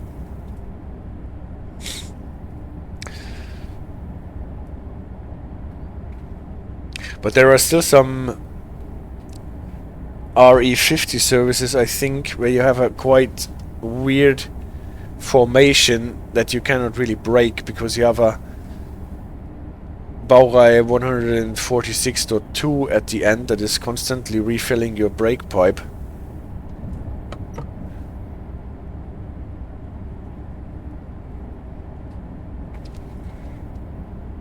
And it is not a normal... I think you're running a 114. At some point there is your driving trailer, your cab car, Steuerwagen, and then coupled to the Steuerwagen there's another train with no driving trailer but with a Baureihe 146.2 at the end. And I suspect this tracks to constantly refill your brake pipe, because the 146 in the game does that, even if the reverser is set to off and you don't have a brake key anymore on this tracks 2 locomotive.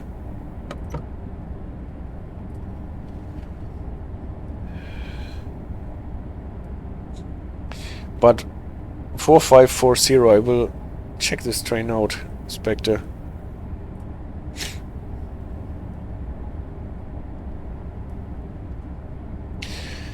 There's quite an interesting comment on the video about the ZS7 Vorsichtssignal, the Zugfahrt mit besonderen Auftrag 2 Services on Special Assignments 2 video, about the situation at the end of the Maintalbahn.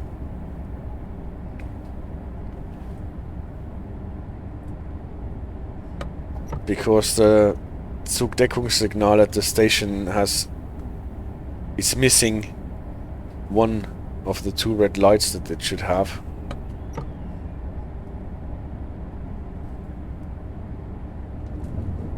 You should all read this comment, it's really interesting. By a guy called Geiermeier, I think. Discussing why and what happens because the signal is actually not showing a proper aspect with just 1 red light in Western Germany. And what happens if you get a ZS7 and be a train service on special assignment, and then you cannot really end at a non-properly working target signal. Sifa. I guess DTG did not intend to confront us with such a situation.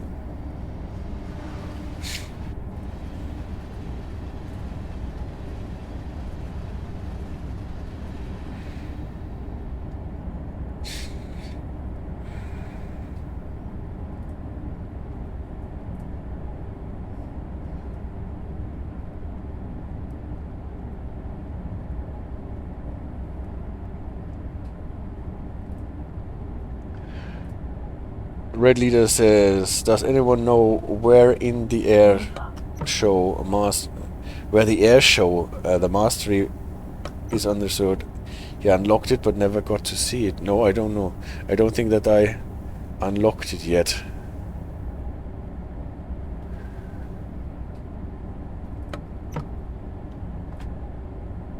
In Gelnhausen, says Spectre. Right hand side, we're traveling to Frankfurt. So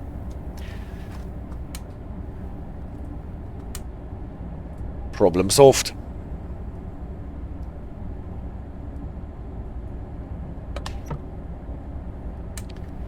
Thank you, Spectre, for answering this.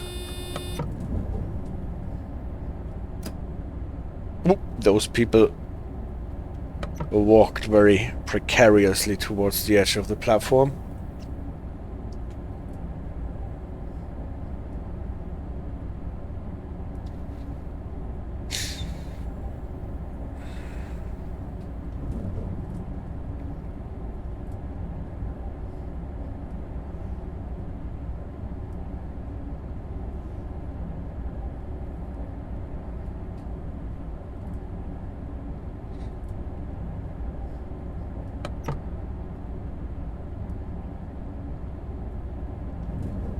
So GNT ended. The U indicator for GNT is off and we don't get any reading anymore. So we are back to our own devices and have to watch out for the signals anyway, because under GNT we have to look for the signals, but also for the track speed changes.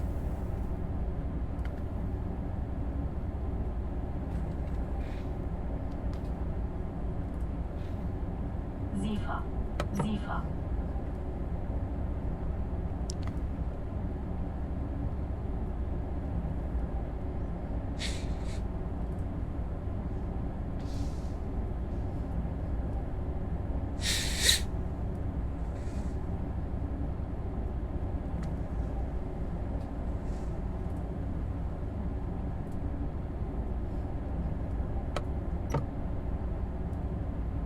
CD radar just wants to hear the Sifa lady talk. That's why he's always reminding me not to go too wild on the Sifa button.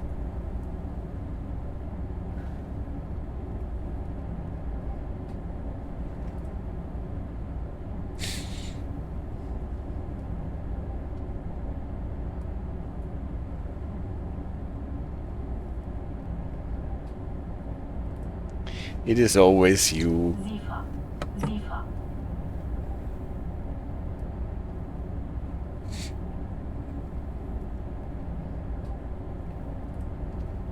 So 40 kilometers to Frankfurt. And there is still at least one LZB part and one GNT part until we get there. And with a bit of luck we will run into some signals, I think. But I'm not entirely sure. I think I mixed up the services a bit because I wanted to pick one services with a little signal action, but the one started in Frankfurt, so we're running a different service, but this doesn't really matter too much. And you do it too with the Sifa.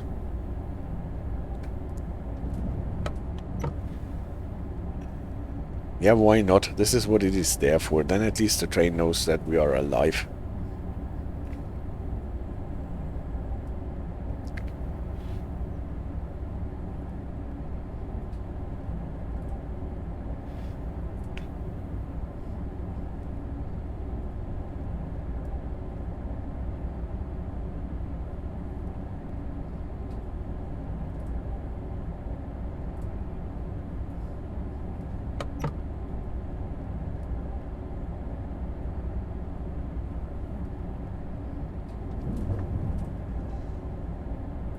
By the way, we are going to slow.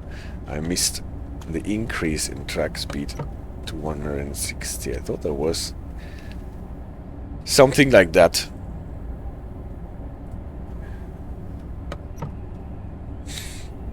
I think it was exactly where the GNT part ends.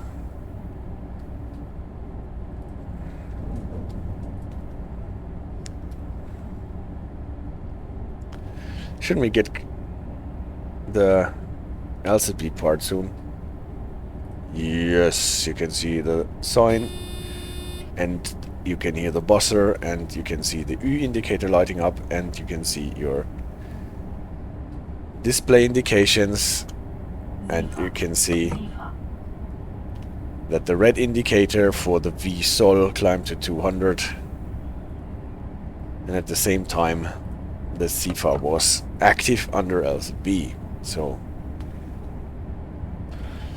that's what we expected.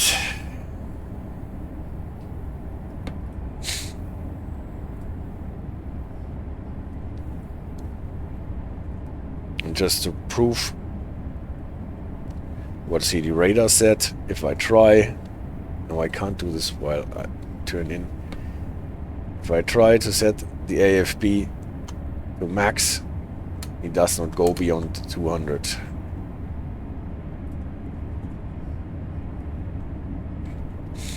And now we can just ignore the signals, except for the red ones. See the radar.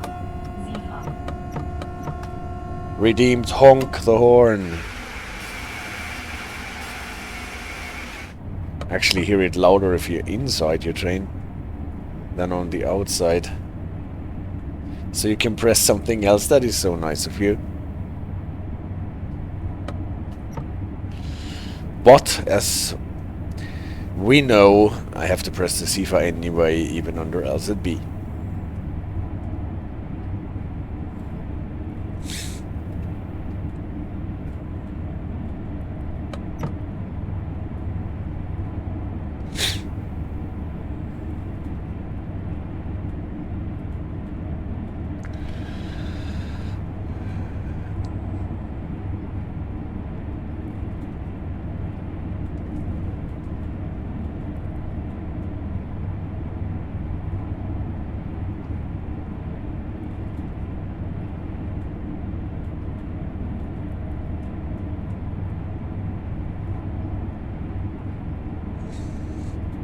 Yes. passing the platform with 200. Always fun. Now we're getting a stop in 6 kilometers.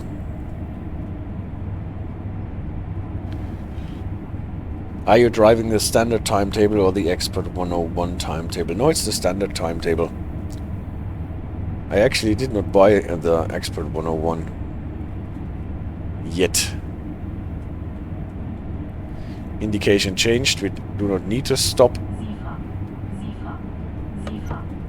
That is a trap, by the way. If you're looking at the screens like this, you cannot activate the Sifa with your keyboard short.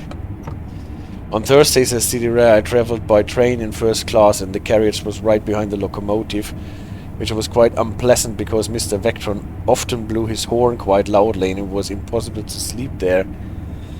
I prefer the car at the end of the train. Yes, I will buy it eventually. I'm actually waiting for a sale on Epic Game Store to buy some more Trains in World stuff. So, soon we will see the G indicator light up, because as you can see we're getting closer to the slowdown to 160. It's probably already the end procedure point anyway. Just let the train coast. And then we can see here is the G indicator. And soon enough the red indicator here for the VSOL will shrink around the speed clock. And Red Leader says, I was unsure because of the high price, but after I got it I think I made the right choice. Yeah, I think it is a good DLC. And what you just witnessed was the AFB taking action and yanking in the brakes without me. Now we're getting into the end procedure.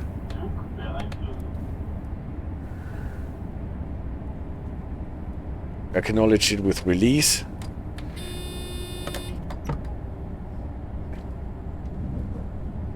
Now we're getting a release of 110 soon enough.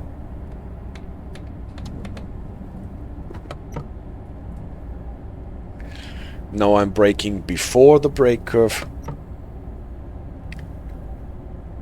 As you can see, the red icon, the red indicator is shoving our AFB setting downwards with it. We have to adhere to signals in the end procedure. Now it ended, we are back to PZB. The AFB went back to the 200, where he got shoved away from the red indicator, but we are not getting any traction. Why? Because after the end procedure, Nullstellung, and then back to the intended speed. And then you can apply power again. Actually, it would have been more impressive with power on, but it's just the same effect.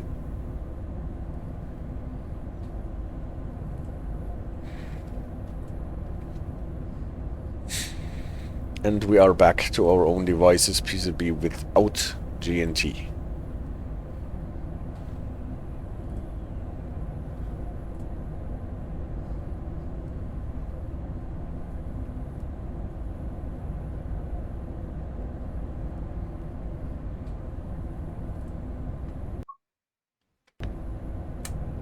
And what did I not do? I did not pay attention to the incoming reduction to 100. Because I was reading the chat.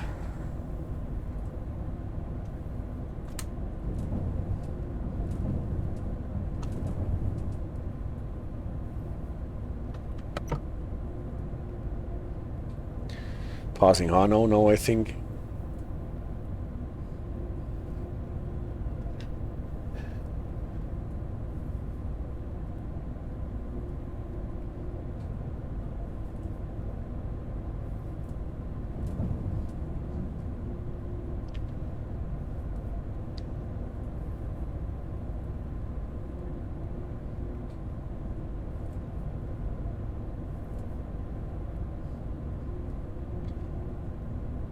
Perfect excuse, Matt Style. Well, I don't know if you ever tried it. It's actually not so easy to focus on your train and the chat at the same time, so I can totally feel him.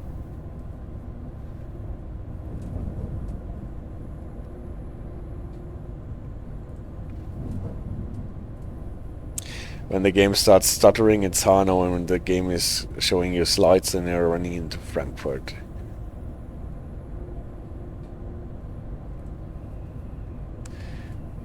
Here's still an LF7 full 100. I think past Hanau we should get GNT again. Sifa. I will drive with a cat headset in it. Yeah, we're back in GNT. Still 100. But soon an increase to 150.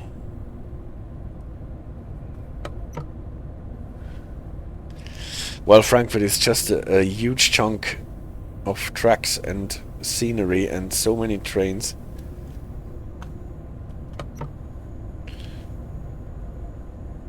That probably is just overloading my system.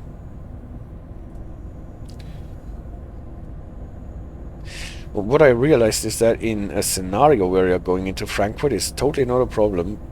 Maybe because there are just not that many trains in the scenario. So you got really a smooth entry into Frankfurt. And gain ability to sell box every year for more and more money, says CD.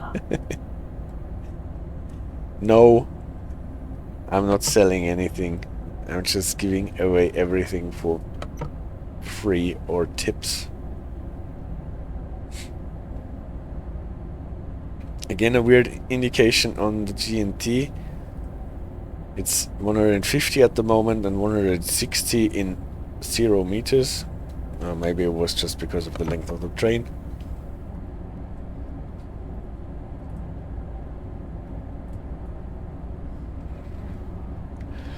Yeah, they wrote in their update notes that they turned on all the Zusatzlichter on the VR repeaters around Frankfurt Süd. But that is actually not quite true. And CD Ray says he has a Cofola there, so you're not intending to sleep tonight. I've got still Cofola in the fridge.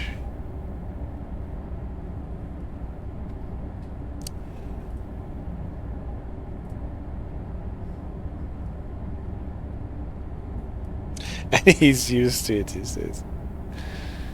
Well, yeah, you actually get used to it, but it was really harsh the first time.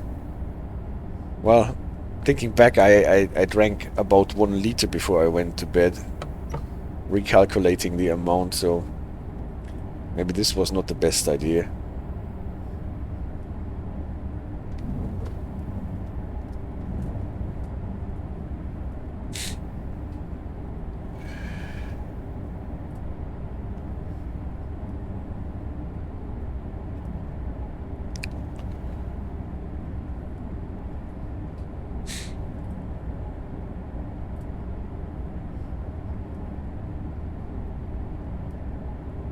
Sifa.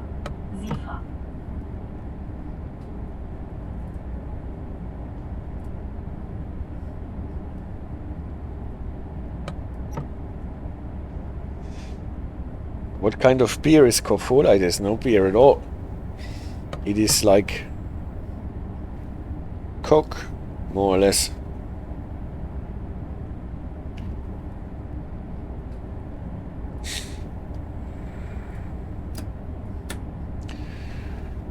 It tastes a bit like cinnamon, in my opinion. I drank a liter of it before I went to bed. Yeah, I had a glass that takes like 0.3 liters, and I think I drank 3 glasses of it.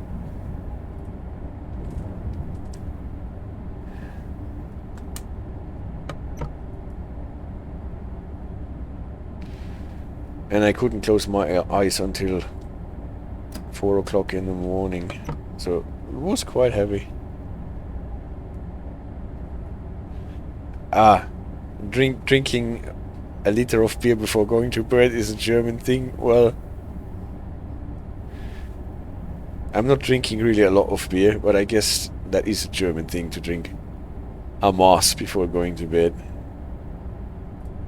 just to be able to sleep properly.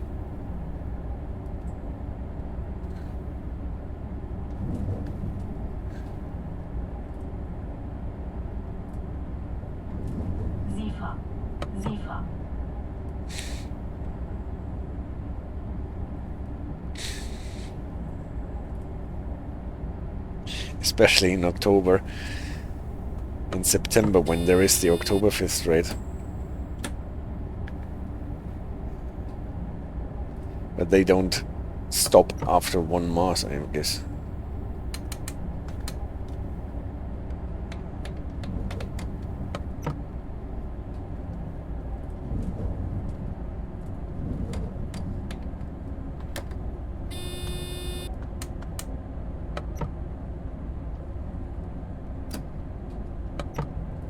Yeah.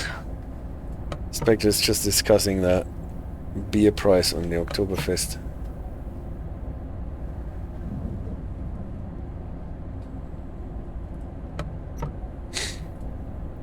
So we just passed Frankfurt Süd, going around the bend towards Frankfurt Main. GNT speed profile is still at 130, going to rise to 150. That's true, 2.5 miles and you get a new route on Train Sim World. So you can actually think about investing your money properly. See, the rest is you should do some special Oktoberfest flying Scotsman service on Munich DLC. I'll think about that. I've actually never been to the Oktoberfest, even when I was living in Munich for a short time in my life.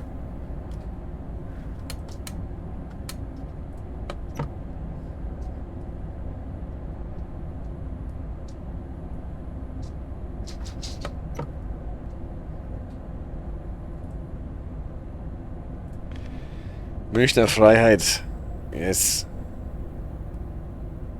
That's a subway station in Schwabing.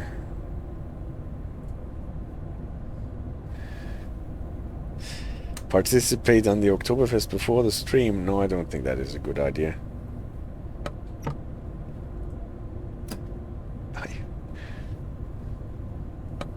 And there is a red signal coming up. But it switched to green, so my braking was just for naught. Red leader redeemed Driveby.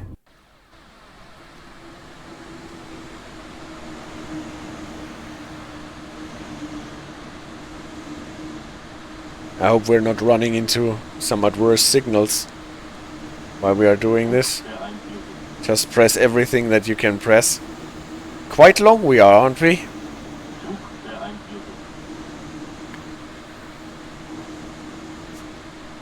And we can already see...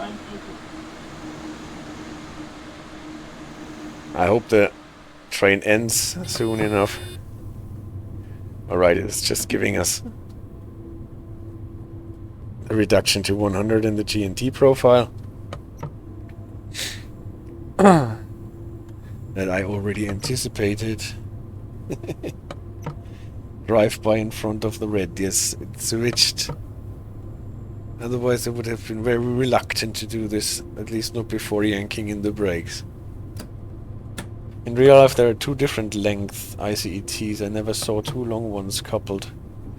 Actually, I've never seen a 411 in real life. At least not actively.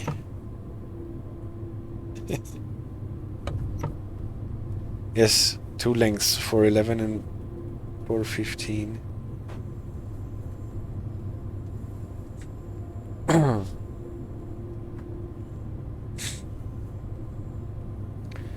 But look how much time there is still left until we have to get to Frankfurt for the last 2,000 meters. Now GNT profile is going to drop to 90. And the frame rate is already deteriorating quite heavily.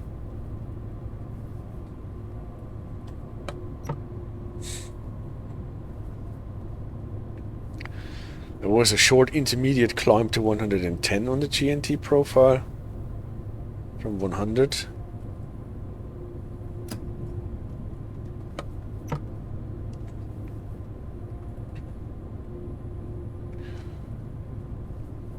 But still the next one that is announced is 90.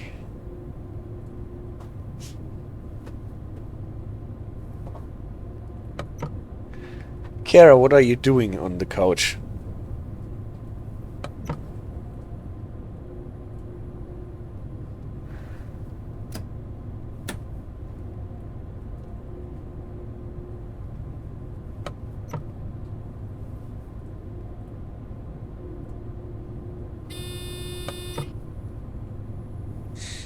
So that was the switch to 90.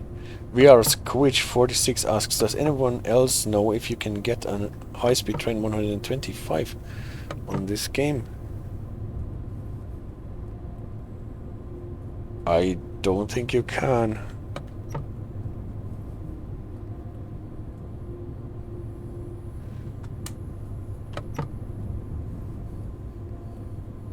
Unless you want to wait until they build one. But for that, I should actually be really Matt Paddleston to tell you that. What I am not. Even if I'm using his excuses. So maybe... Yeah, the 43, the class 43. But isn't there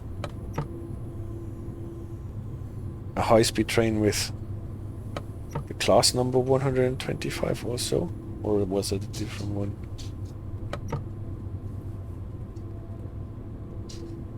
So now we're running up to a flashing KS1.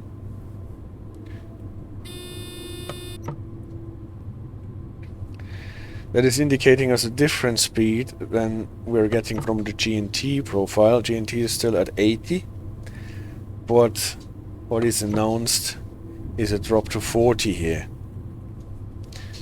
So we have to do what we do always. We acknowledge it, get 1000 Hertz, indication monitoring.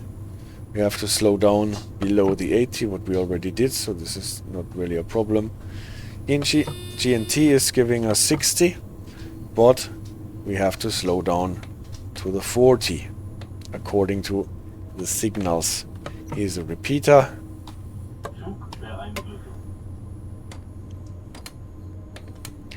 And now handling everything is a bit difficult because of the lag.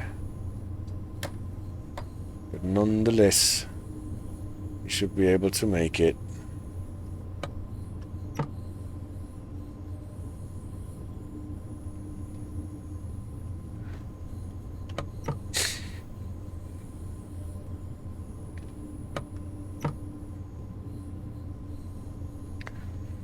So 40 at the next signal. At the same time we're getting a KS2 with reduced brake distance and announced a drop to 30.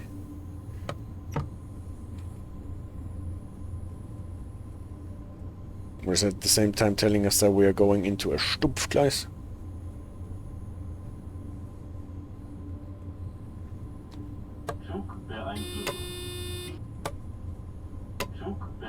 We got a new 1000 Hertz.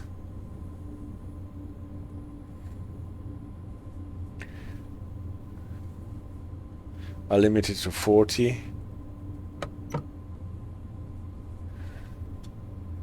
And yeah, you can see the slideshow when running into Frankfurt Main.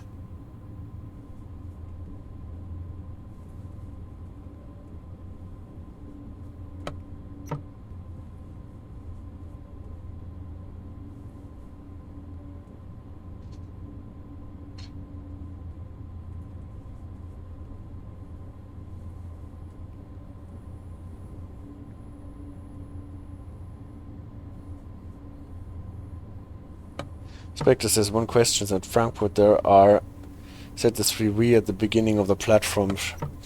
Should they not be Z3 because there is not much after the platform, just a bump, or is it so the driver has to acknowledge?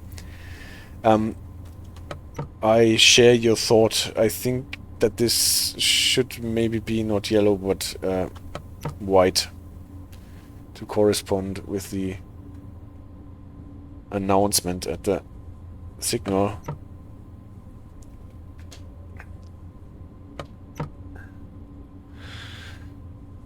But whether it is like this, I don't know. They had this weird white ZT7 that should be removed now when starting services at Frankfurt. So maybe they have to make up for this yellow 3 indicator instead of white ones.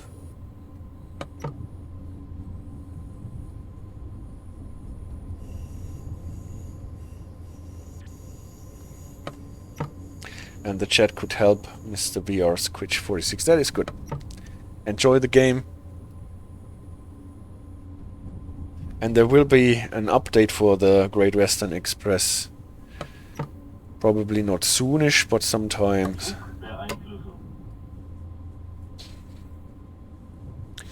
A remaster.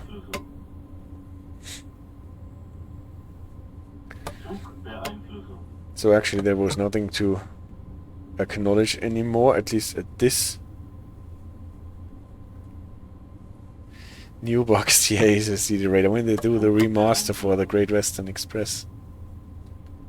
I have to admit this is a route that I have not played a lot, Great Western Express.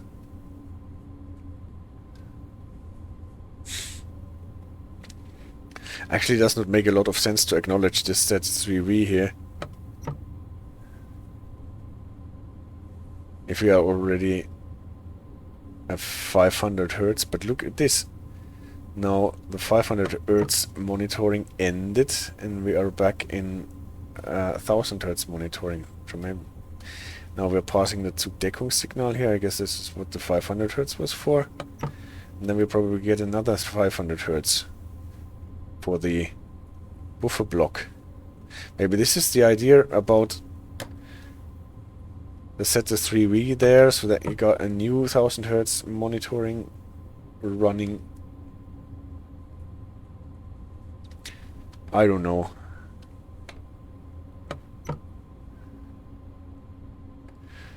They discussed a lot of layout things about Frankfurt Main Station on my Discord server, about the signaling and the pathing. Open-minded and Gisingus.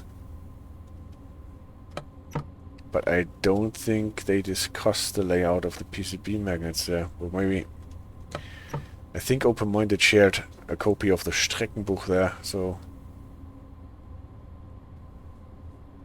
maybe there are some hints.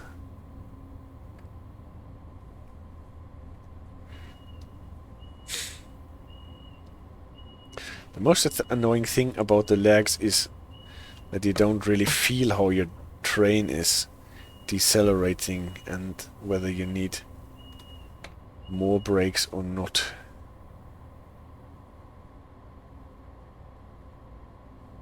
Because you don't really feel it react to anything that you are doing.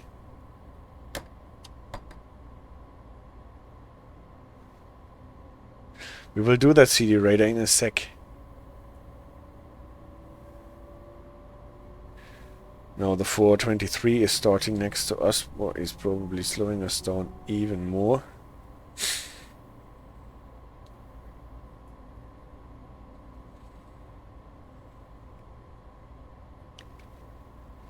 You will direct me.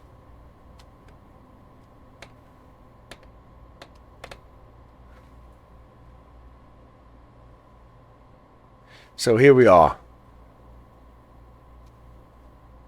Way too early. What results in points being subtracted. Maybe they have a similar regulation for the Deutsche Bahn as well. This is why trains are never early.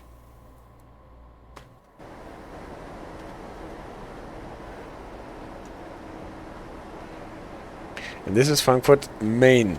Actually quite a bit of work with a lot of trains. You can see it with a lot of regional trains, with some Desiros from the Kinzigtalbahn, and most of the tracks have PIS systems that actually show something. A good one, isn't it? So, where are the S-Bahn tunnels now? I remember last time I was at Frankfurt Main, I had to go to Wiesbaden, I think. And the train started, if I'm not mistaken, from one of those tracks here. And because there was some chaos, they would always change the track for the train. They were always changing it from this track to the track over there.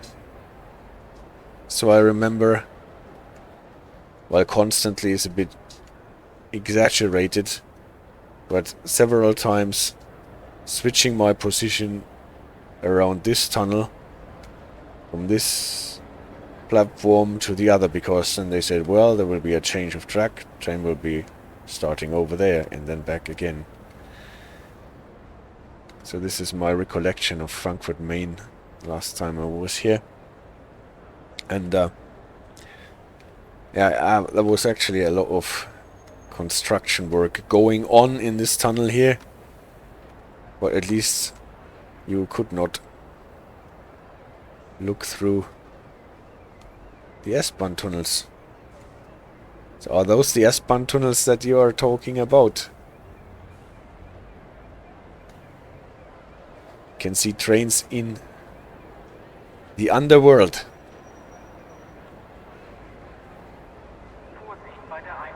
You can enter from the interlocking. Interesting. And what interlocking would that be?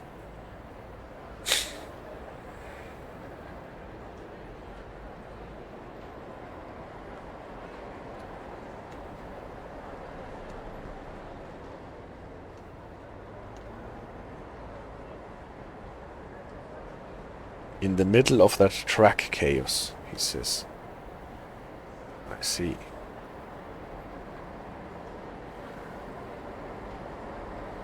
The track chaos.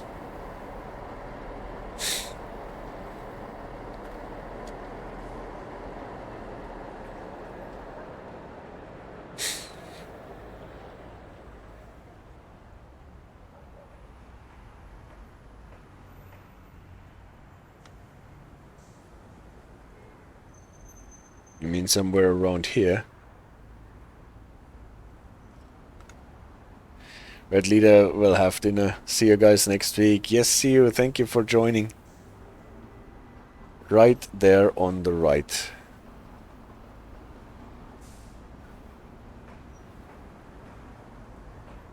Via the tunnel or what?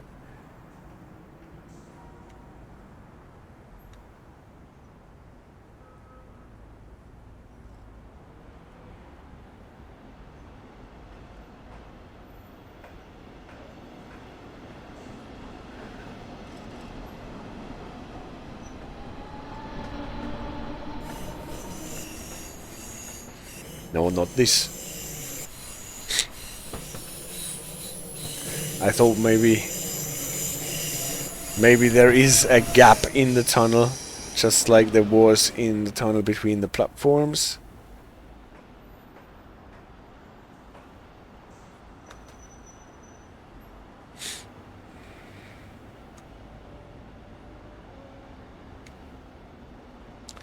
So where is a gap to enter to the more back? That means more to the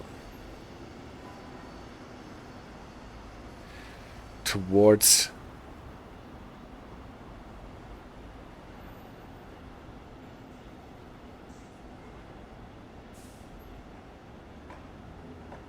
no, the other way back, further away from the station. There is a ramp I can see. Alright, just checking where those tracks here are going to.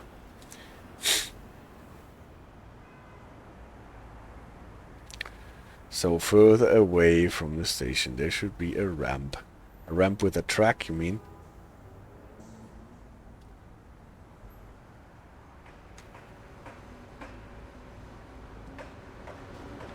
Alright.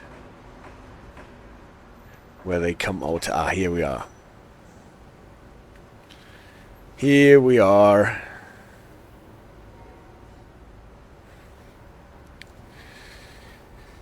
Yeah, that's actually cool to connect this. But all those trains in the underground. Oh, I cannot go on here anymore. Maybe I hit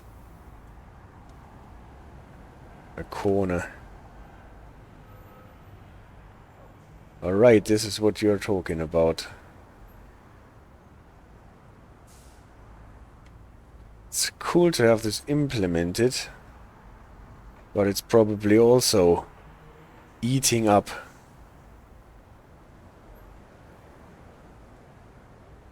performance if you have trains running here in the underground. It's nice how to see the rudimentary representation of the signals here.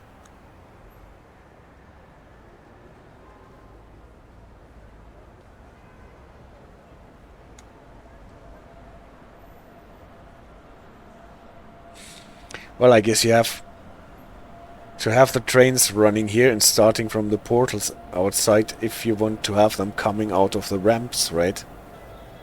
Otherwise you probably cannot get them into the dispatch system.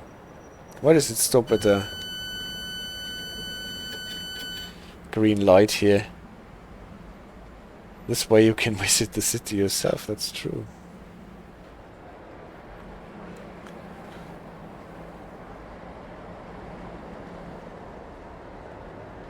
See how far we can go. Actually, yeah, here's the city itself.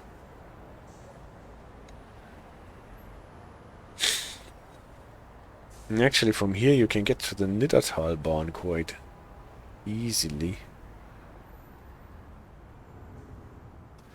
Not shown though, but they run according to real S-Bahn timetables. Well, that's interesting. Sometimes they do really interesting stuff that is more or less wasted because you cannot use it. Look how far back they are actually running here in the off.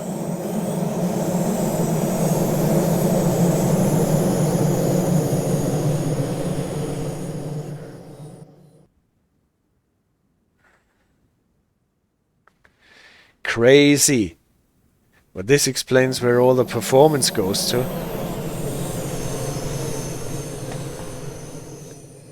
It's a bit like Super Mario Karts in the Rainbow racetrack.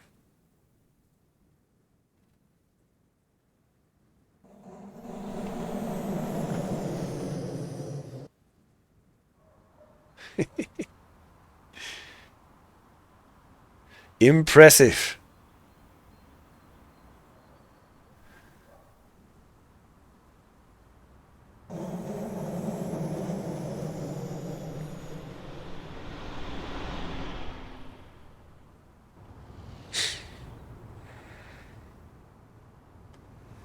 I wonder why they built all that stuff.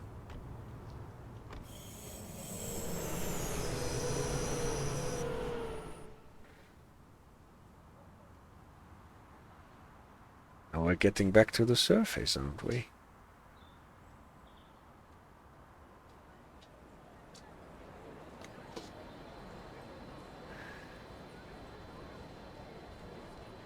Yeah. Now we're back at Frankfurt South. This is why they built it. Because it connects Frankfurt South and Frankfurt Main on an alternate route.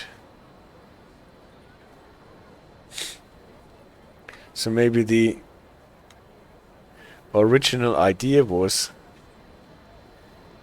to also implement this connection.